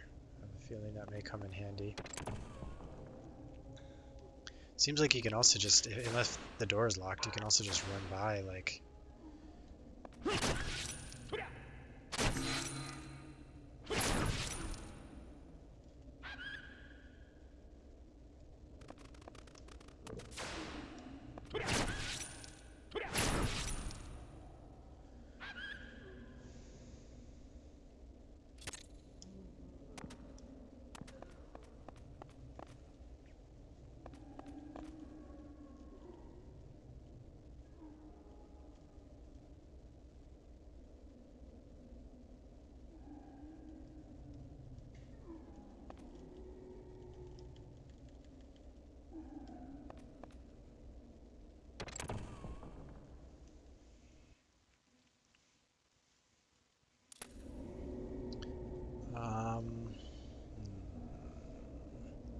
Can I can't quickly change weapons. At least from the shortcut thing, I can from elsewhere here, but... so... I need to equip, so I have to be on the option thing.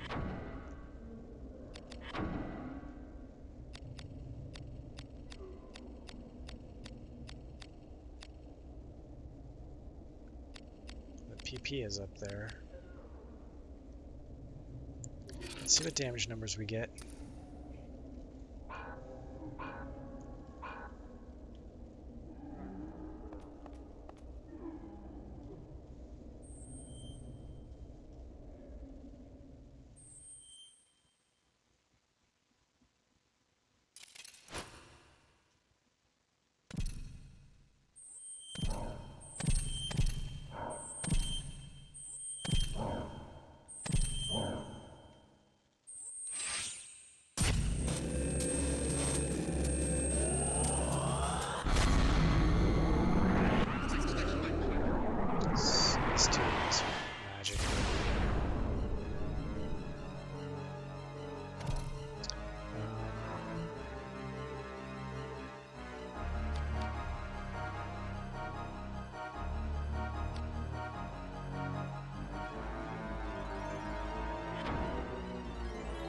I see. He has to be in range.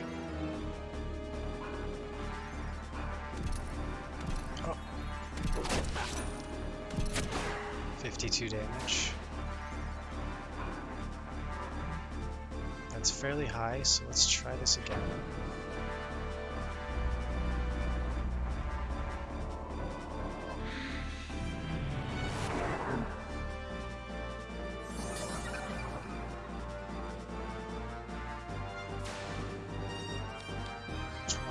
Damage. Ooh. Abdomen. It's a pretty low hit chance though.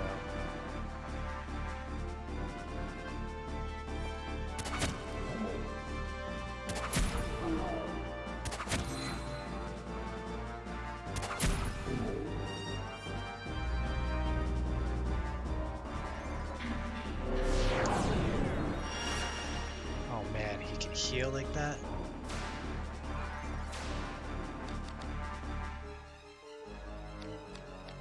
Let's go for a bit higher hit chance.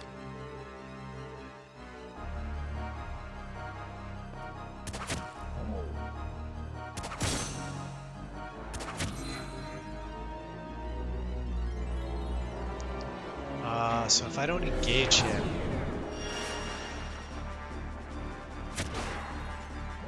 I can't do a damn thing about that.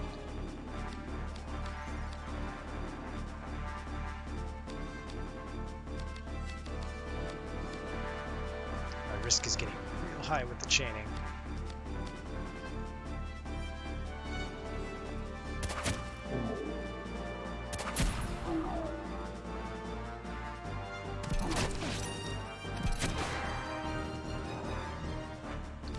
Switch my equipment back because it seems like keeping my range, I'm triggering his health drain spell. Let's see if that changes. But I'd actually rather, because that's damaging me and healing him, I'd rather just take the damage.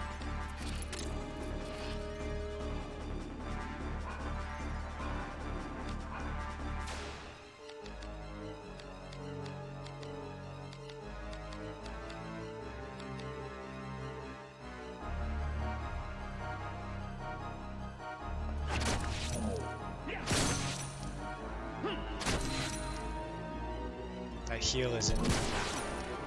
Oh, and I missed the timing. Shit, and I. Okay. I missed the timing on that and a crit. That was bad.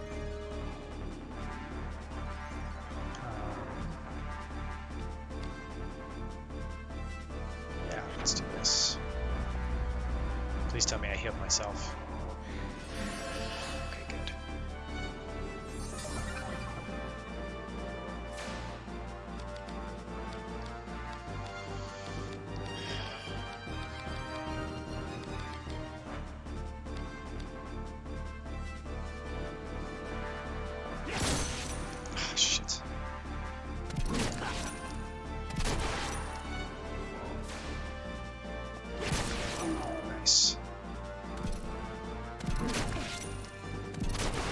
Tanking. I don't need to heal, but I keep tanking. Oh, that wasn't too bad.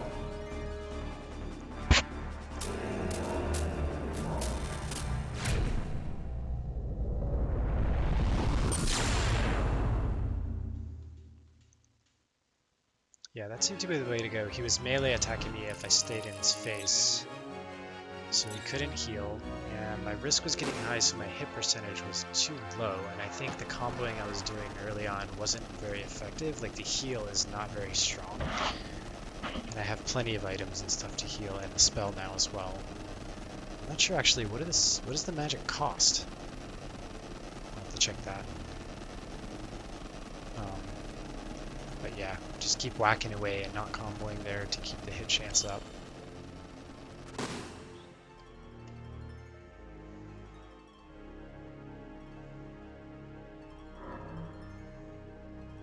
Elixir of Queens. Given to soldiers by Leamon's monks in ancient times. Adds a few points of HP.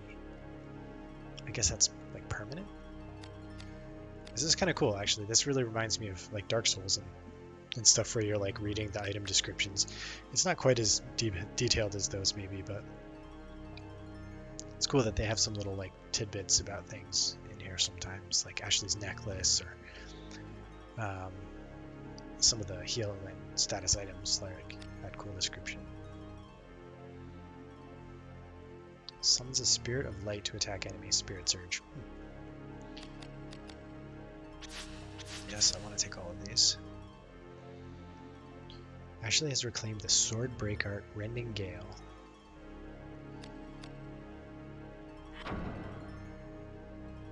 Okay, and I get to choose another one of these. Mind Assault. Hold on. Let's look. Is it the same? Yeah, these are the same rules. So to chain, like some new one became available.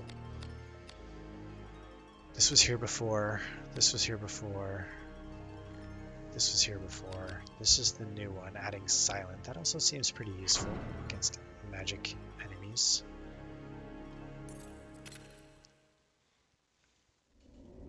And those are pretty quick to...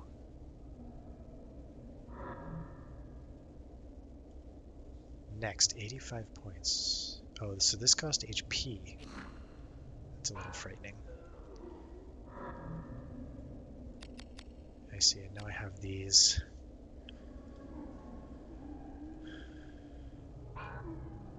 Extra things here. Oh, I do have... Oh, yes, of course. I have MP. I didn't even...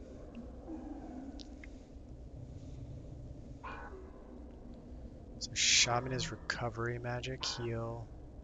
Sorcerer is sort of like support status effect. Blight. Blight enemies. My MP is also healing. Quite quickly, actually. Much faster than my HP. Much faster than my HP. My risk drops quickly. I don't know if there might be like a strat to like run up here and try to fight the guy ranged. That might be a strat. Have to try that next time or something. But I think we did learn fighting those undead enemies from the ledge that like things that block line of sight can actually like kill your accuracy.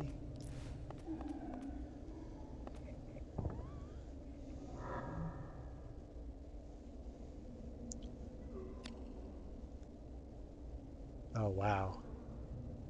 Success rate by 20%. That's going to mitigate some high risk stuff. And I didn't even pick that shit up.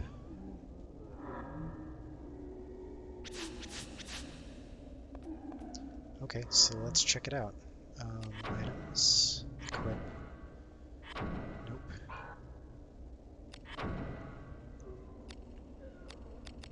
So the B is bronze. I wonder if that's a general like measure of strength or something. I don't think I did the... Did I? No, I don't think I did the right thing. Yeah, this is what I wanted. So range is 5. Agility is worse. Not by a lot, though. It is a bit more powerful, I guess. Let's try it. Let's try it. And then...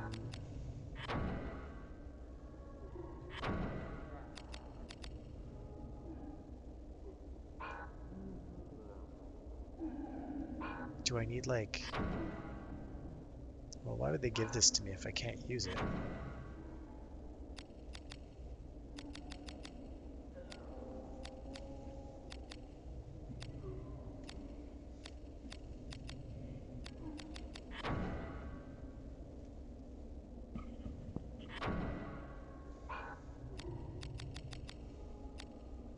I don't seem to have any options here. Let's check the...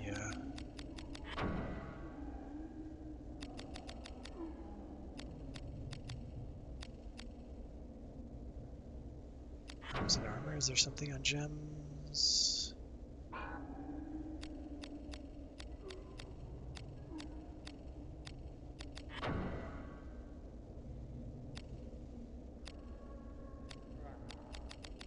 This is just status effects. I would have thought again it would be in here.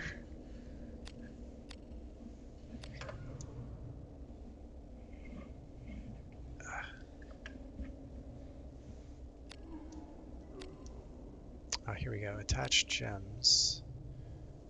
Oh, I need to go under setup. I wonder if it's permanent though.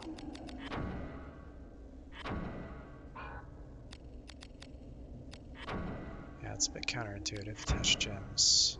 Attach gems with number of attachable gems very big. Grip. Okay, so grip has. Okay, yeah, so I can attach it here.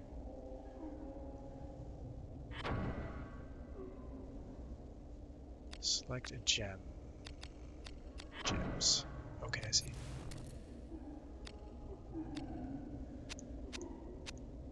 This actually has positive class against a lot of things already.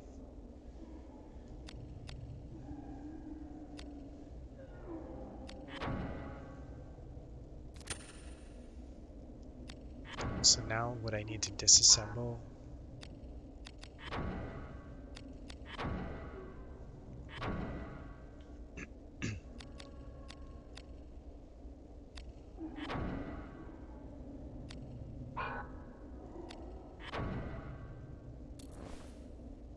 Oh no, I can take it right off.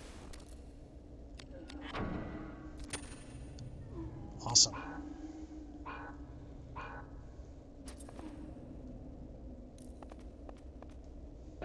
Not the coolest stance, maybe. It's just like...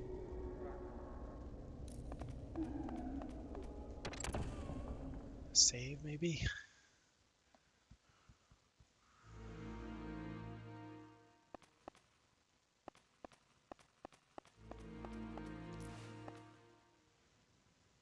I wonder if I should do anything else with this stuff. I can at least store it, I guess.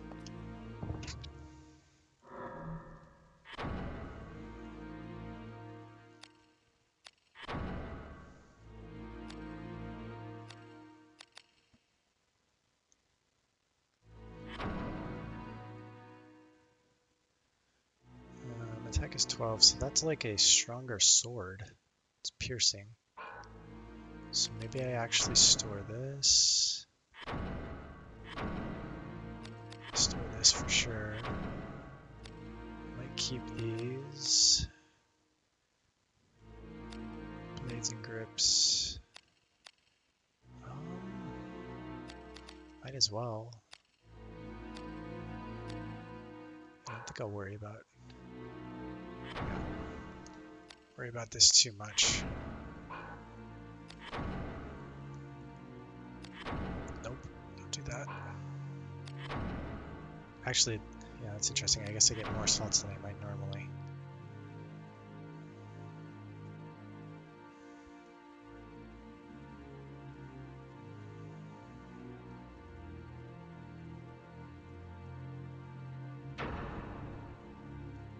Hall of Revenge. Oh yeah, I haven't been looking at the name rooms or the room names or anything. Can I, oh, so I'm in a new area. I guess I can't go back. Oh no, here we go. And I pressed the wrong thing.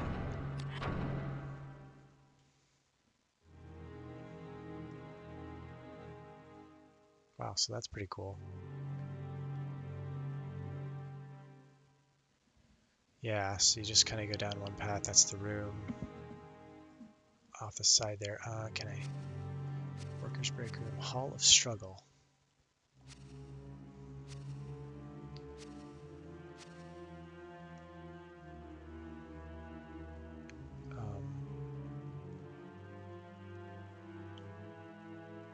It's a little weird that I can't.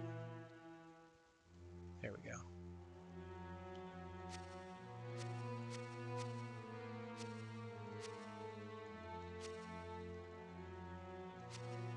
The Gallows. That's the Minotaur room.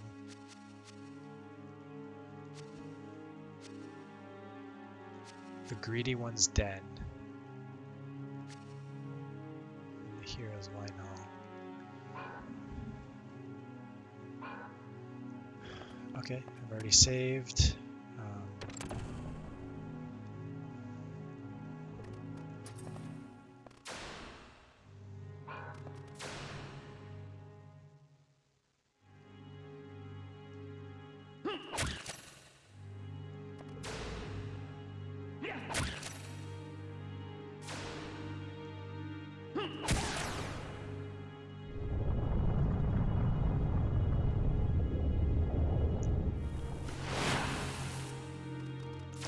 ouch. I may need to get away from this thing.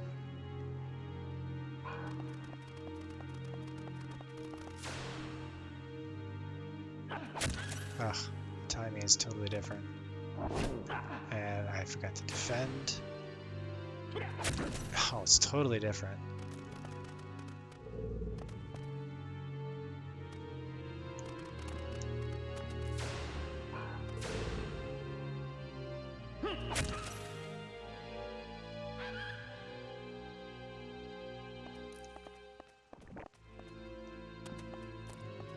Do I have oh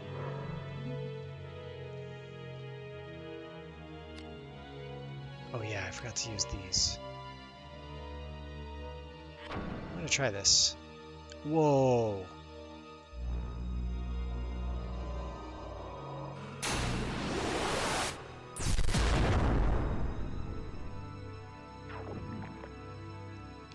Typical weak to magic, strong to physical kind of thing.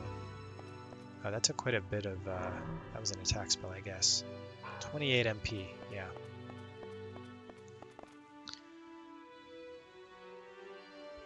I can sit here and just regen everything. That's a little bit lame, though.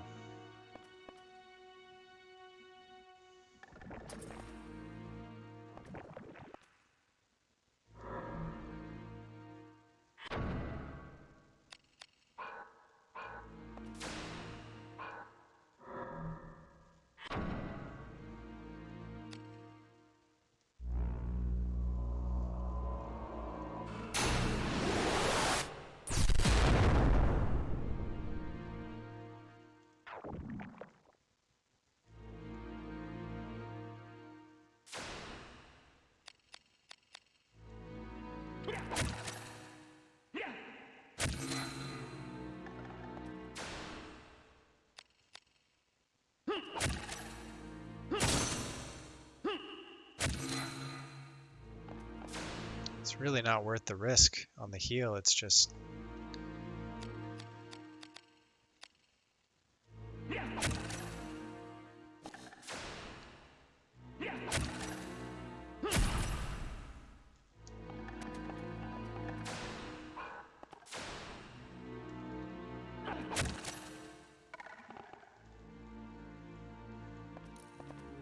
That extra range is nice, it's nice. Oh, that hurts. That really hurts. Once used, as a few points of HP. Elixir of Queens, let's try it. 256.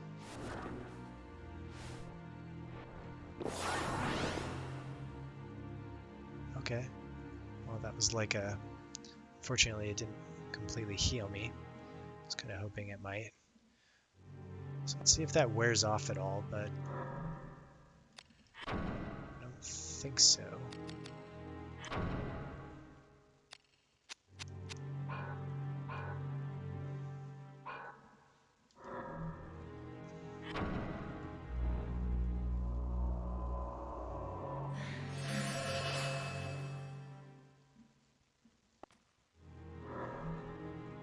I've got quite a few heal items, so I think I'll just use one.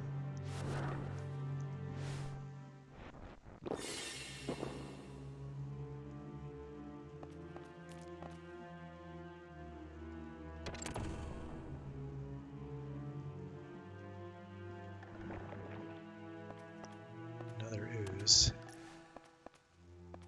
Can't kill that. Oh, what's this? Okay, skeleton and an ooze. A door, some boxes that lead nowhere? Or is that a ledge? I wonder.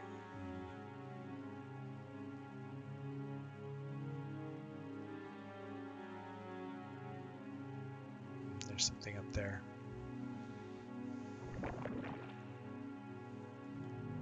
Okay, let's take Warlock. Am I in range? Yeah.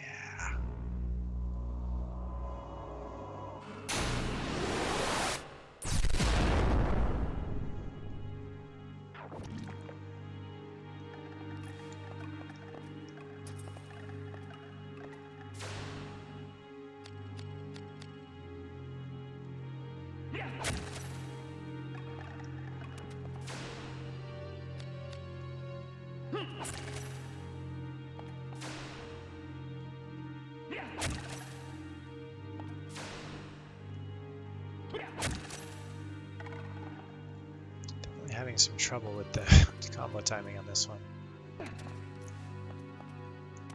Oh, it even shows that door up there on... that's not a ledge that's usable. So to be able to pick one of these up, I have to kill one. Now I can pick one up. And I think to get it up the ledge, I'm actually going to need both of them. So they're stepping up the complexity a little bit.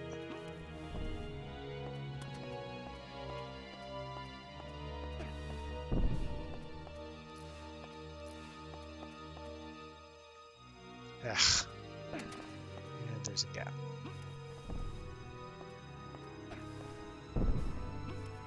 Damn it. Turn. No, just turn.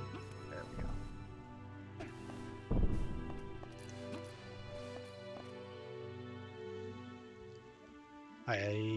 Do I see? Do I see?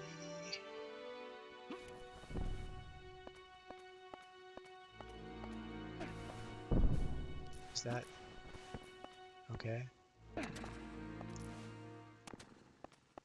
Yeah, okay.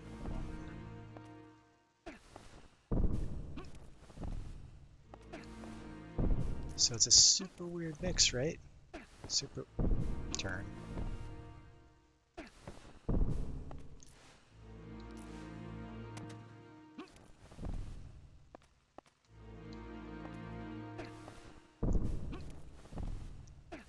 Oh, come on. Actually, you need room to put it down, and you have to actually, the character actually has to turn the entire, there we go, the entire way to put it there. Can't just be holding a direction.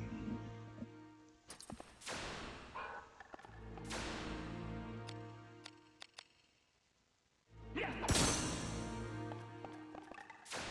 was like another one of those hitting the ground ones. Ah.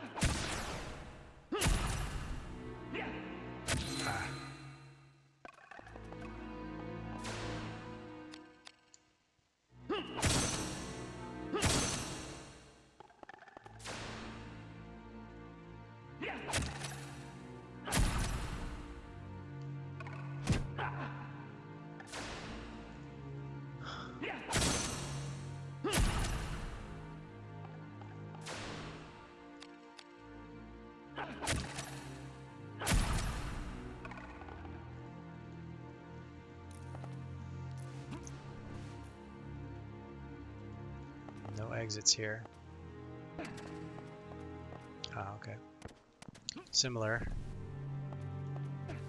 Do this and then we can grab it from up here. I don't stand on it.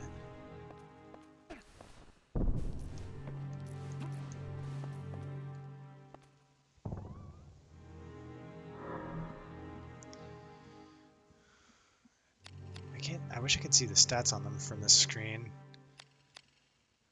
So this is a weapon.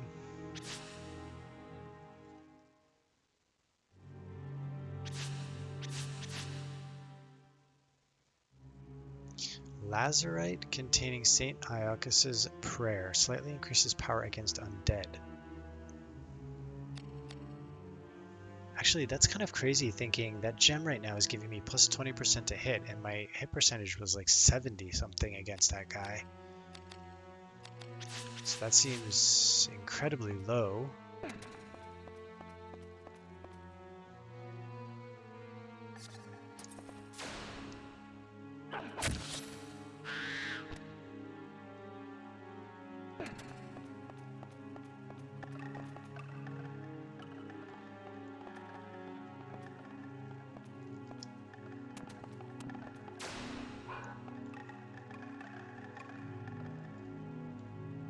this guy's doing. He can't find me.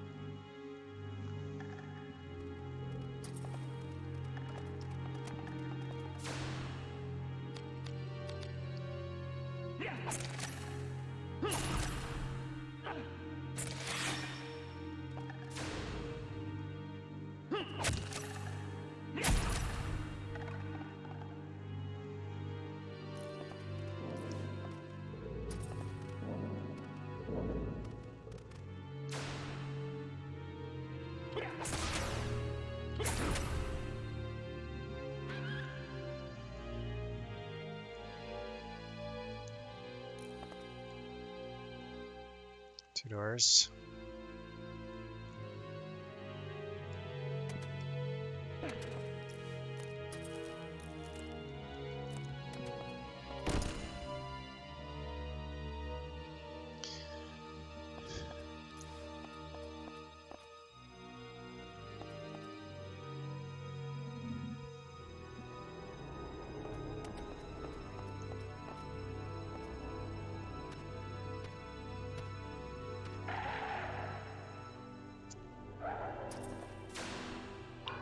Countdown.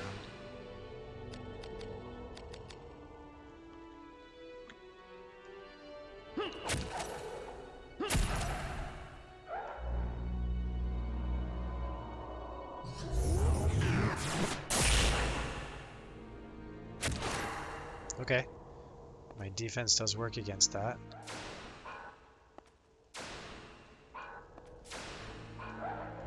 Oh, damn.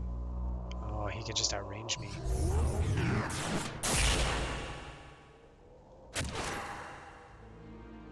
That makes me want to go to my longest range option.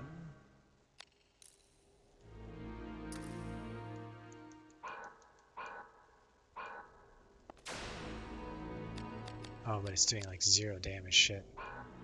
Can I do this? Not really.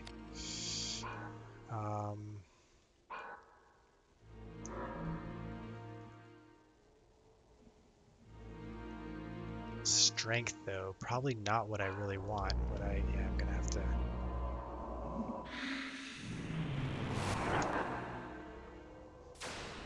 don't know if there's much I can do about that. So maybe piercing isn't. Oh, break art. If I get the opportunity, maybe I'll try that. But I'm gonna go back to the spear.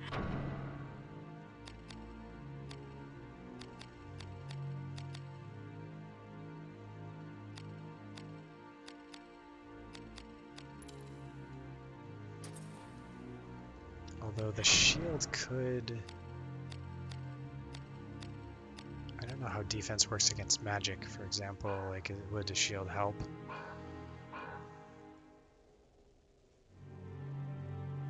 I can shaman myself here, though. No problem.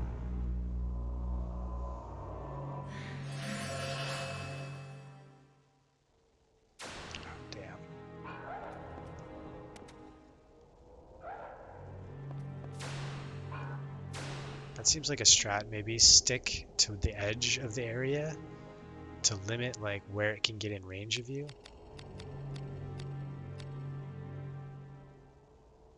Oh, I screwed up though. I was gonna do the...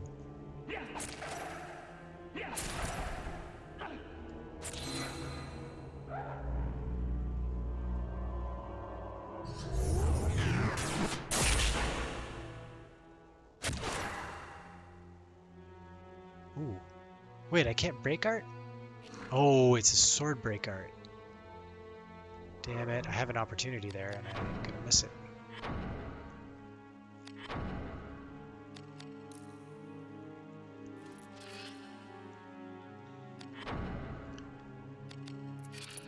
A little cumbersome to have to change things things like this. Do I have any other spells or numbness? So I have nothing. I have nothing to deal with the strength down. Can I break art? Okay, I can break art with this thing.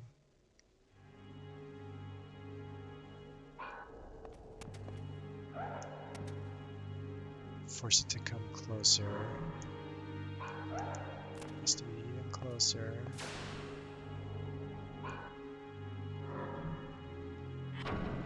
Yes. Oh, it does nothing. What the fuck?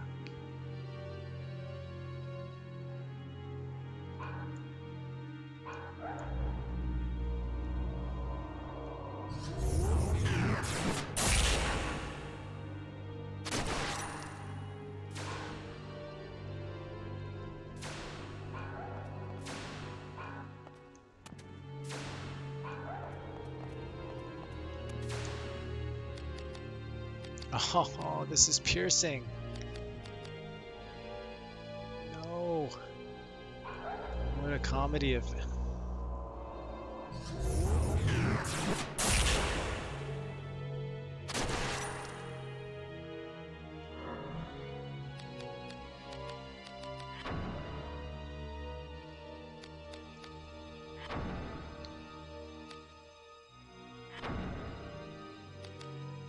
Oh, this is piercing too. Everything's piercing. So okay.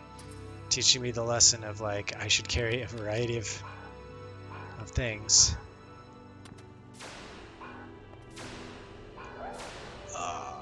Wow, I can't even...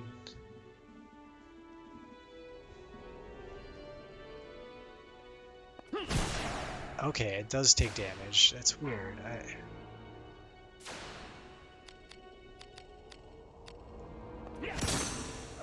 Shit.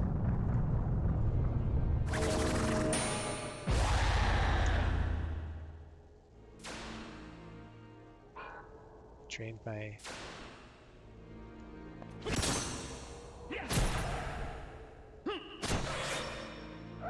That wasn't good.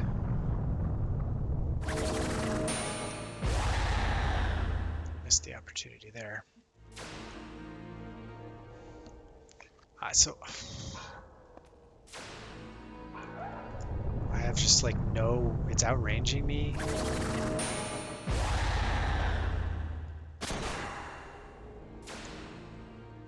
I hit it for 10, but...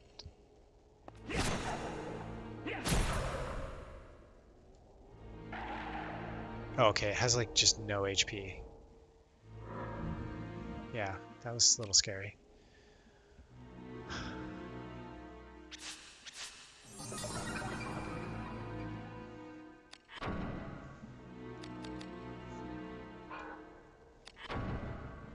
Instill.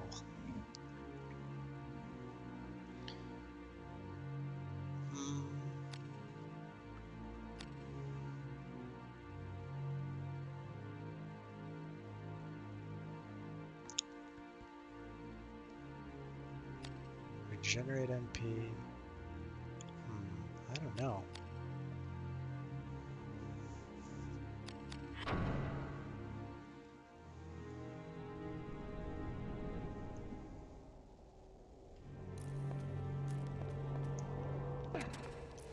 So that was maybe the earthquake I needed to unlock the door.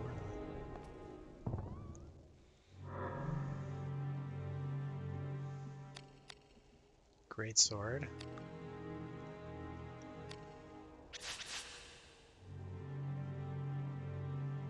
More level up. So yeah, it's interesting that I'm not like gaining stats exactly from like XP. I'm gaining it from picking up items, defeating bosses.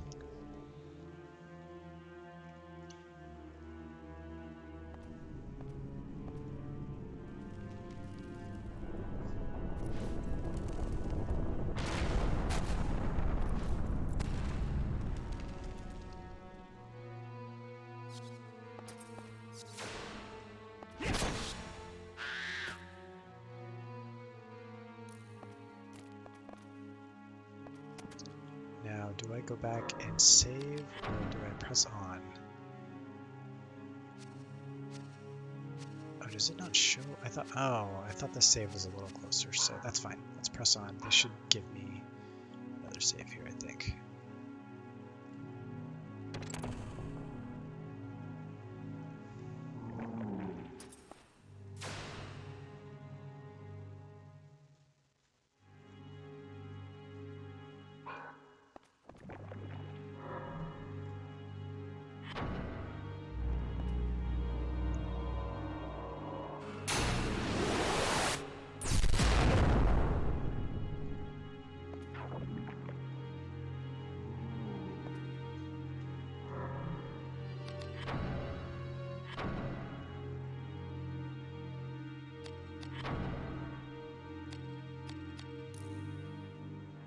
Oh, the Shandy Gaff was actually a full weapon.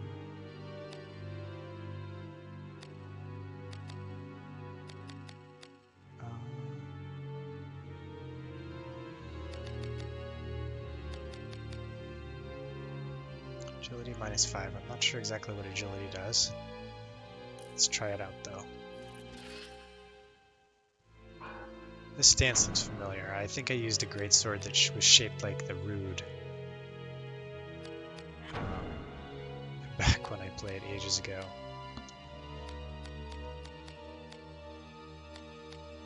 So this is more balanced, I guess. 105, 107.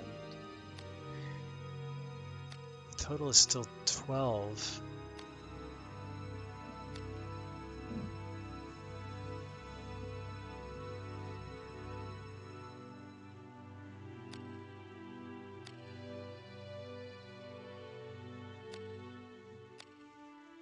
I might have to read how to judge this a little better, because this is more balanced. Like, is it defense against like magic and against melee, or is it defense to scale with my strength and intelligence?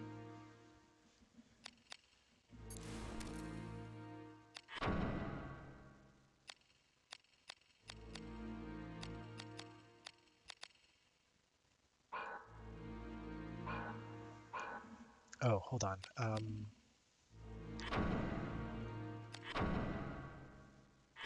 Nope. Do I have gem slot on? No, I have only gem slot on this.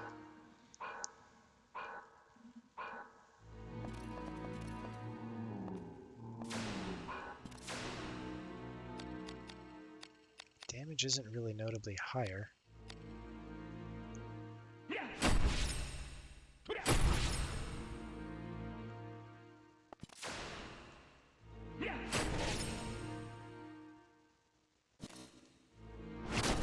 Oh, I'm mashing to try to get the dam.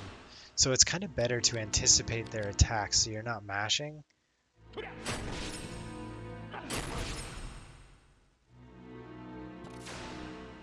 Because you can do accidental inputs basically if you're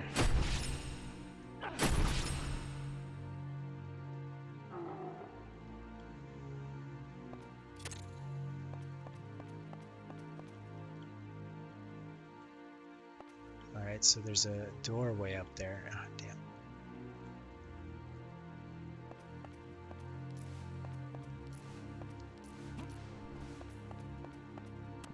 We had a number of boxes around here. I guess we just need to collect them.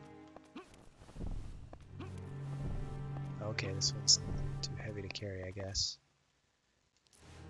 Actually, wait a minute. How many doors are there? This looks like a door right here. But it's not.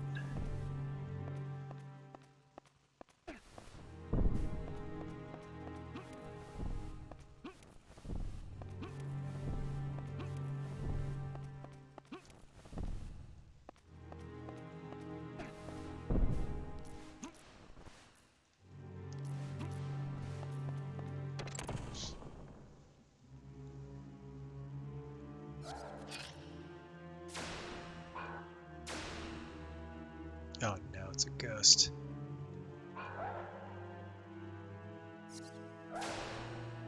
Oh. There we go.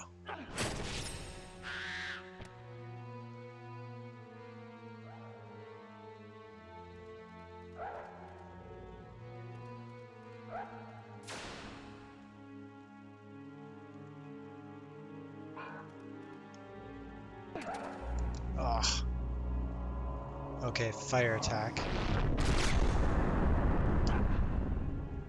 Ouch. No.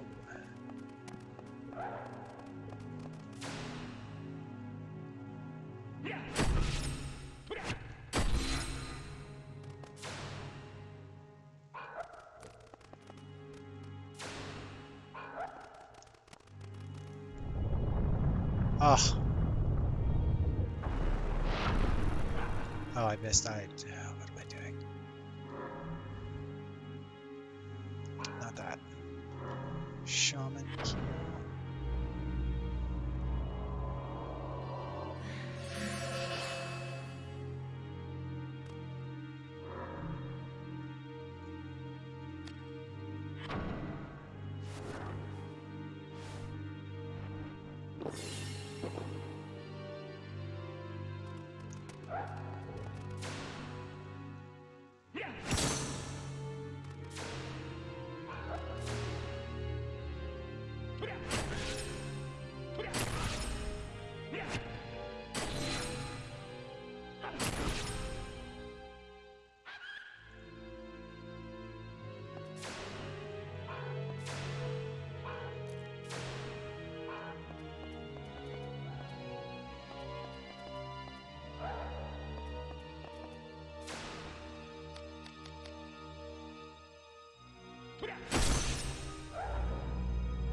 Oh.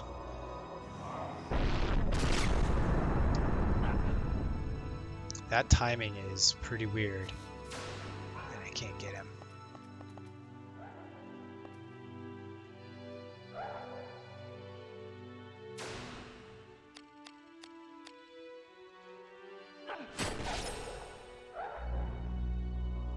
I missed the timing.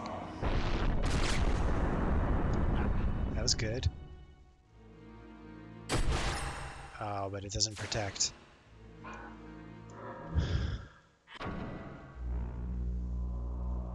So this heal doesn't exactly heal very much, but it's cheap. I can just keep doing it here.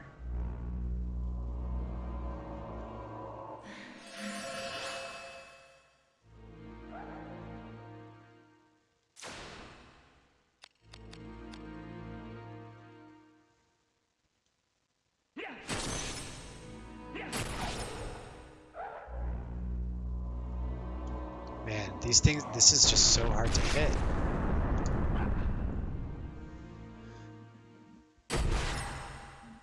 So I do need, so fire, I should buy, next level up, I should buy the fire. I think right now I want to, oh, the Braveheart gem, yes. I should absolutely be using the spear. It is piercing, but I seem to do damage with it before. It's got a bit longer range.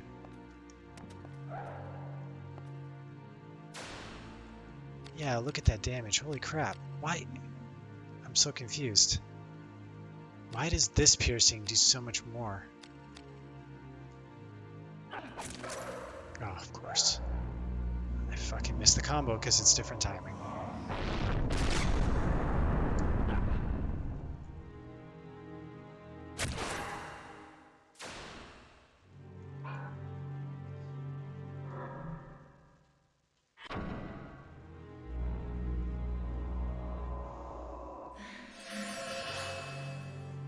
Well, that was a good one. That was a good heal. Oh no, no, no. Are you kidding? That's fine. I missed my attack chance there for no fucking good reason at all.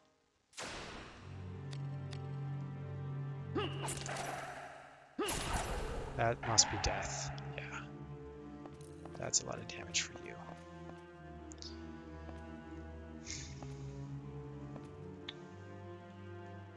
So wait, there's nothing in here? Oh, right. This was the, so L2 rotation. This was the special room here, so it's a dead end. There's a block up there. And a chest up there. There's also a ledge up there. That's where I came in.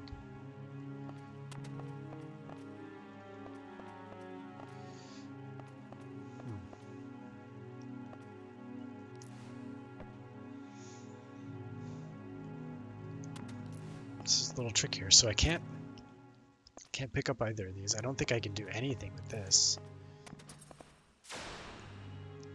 Yeah, it's indestructible. This could be destroyed, but what good does that do?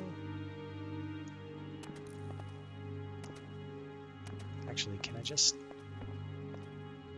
Oh, I can't go and make it.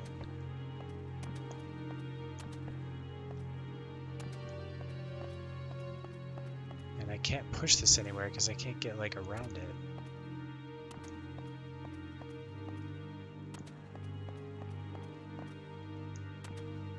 I need to figure out what I can do with the rock. There must be something.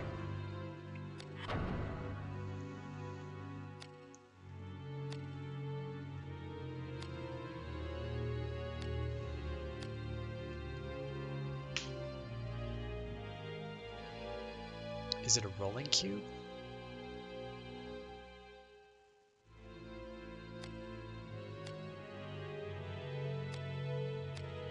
Okay, it is. I think it's a rolling cube, so I can kill that other one and then...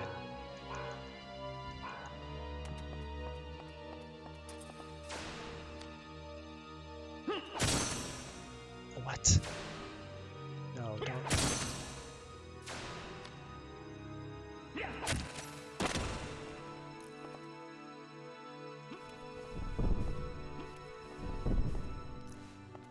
Weird, so it's basically like the same. Oh, so I can get... Interesting. I can... actually have to be on the same level of it to open it. Dagger.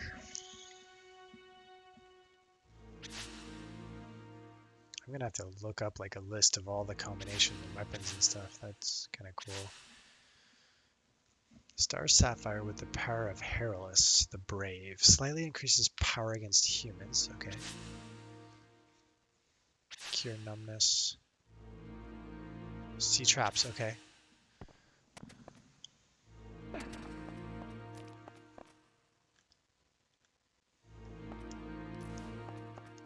kind of wish there was a camera. Like if I pressed both of the rotation buttons at the same time, then it would rotate to face the direction I'm facing.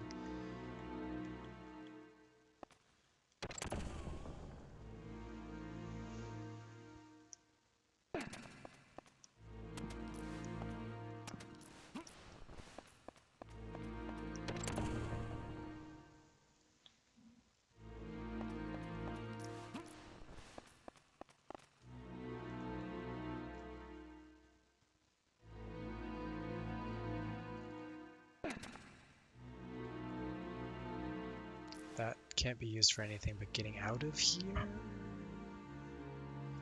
mean, this could be pushed down, presumably. Okay, I didn't actually mean to do that, but sure. They can't move anywhere, though. Did that screw me? I don't think so. I mean, I can get two... wood blocks over. Can I? No. Oh, yes, I can. Well, I can get one. I can't get two. I could get two if I had rolled that stone block the other way, so I think I did screw myself.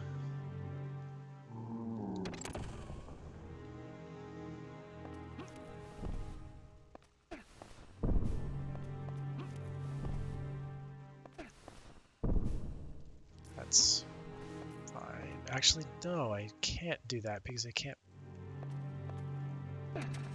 push that one back. Yeah, I think I see it. If I get a wood box over here, which I can do, I can stack those up and push the rock one this way. And then I can get the second wood one over.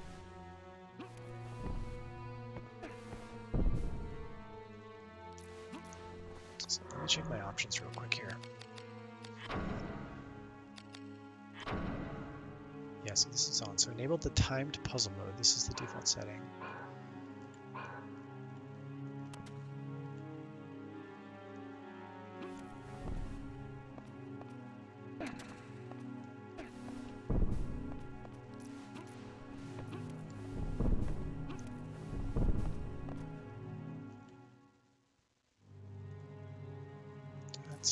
I think this works. I just need a platform to be able to grab this one once I put it up here. So I can put it over here.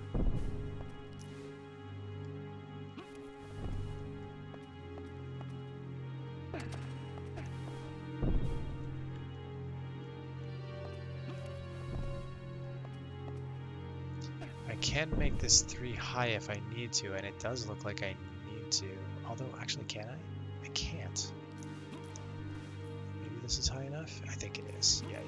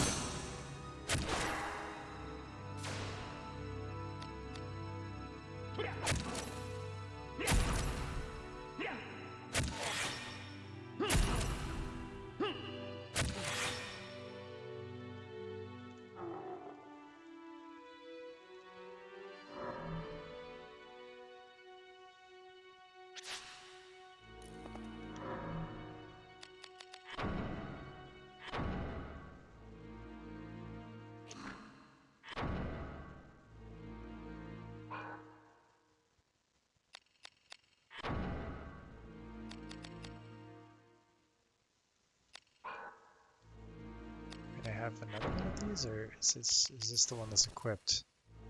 Oh, I do have 2 of them.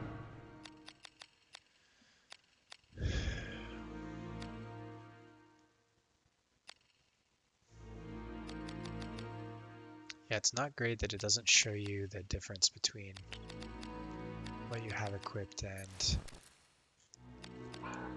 what you're looking to equip. I'm gonna sneeze.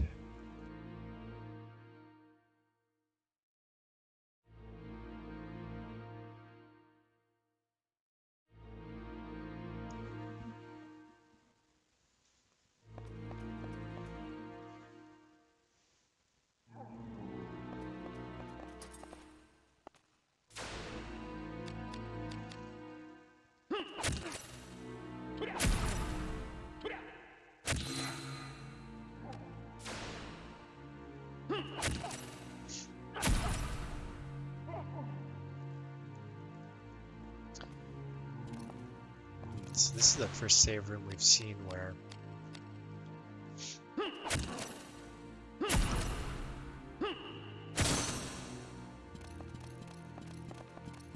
I think his movement got screwed. That wrecked his feet.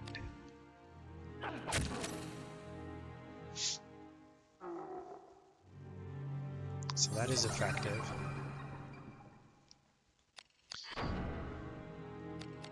Raging Ache is the new one here. Inflicts an amount of additional damage equal to 10% of the damage Ashley has sustained. I wonder how that's calculated. Like, sustained over all time, or sustained against that enemy, sustained in the last attack, sustained in that room. I think I'm going to go defensive here since I have no protection against spells right now. And I've seen some fire spells.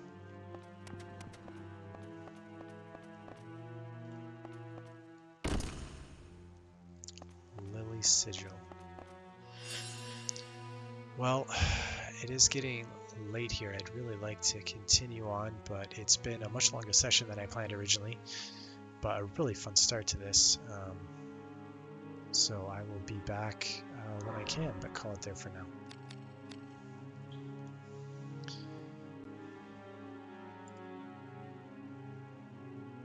Good night, everyone.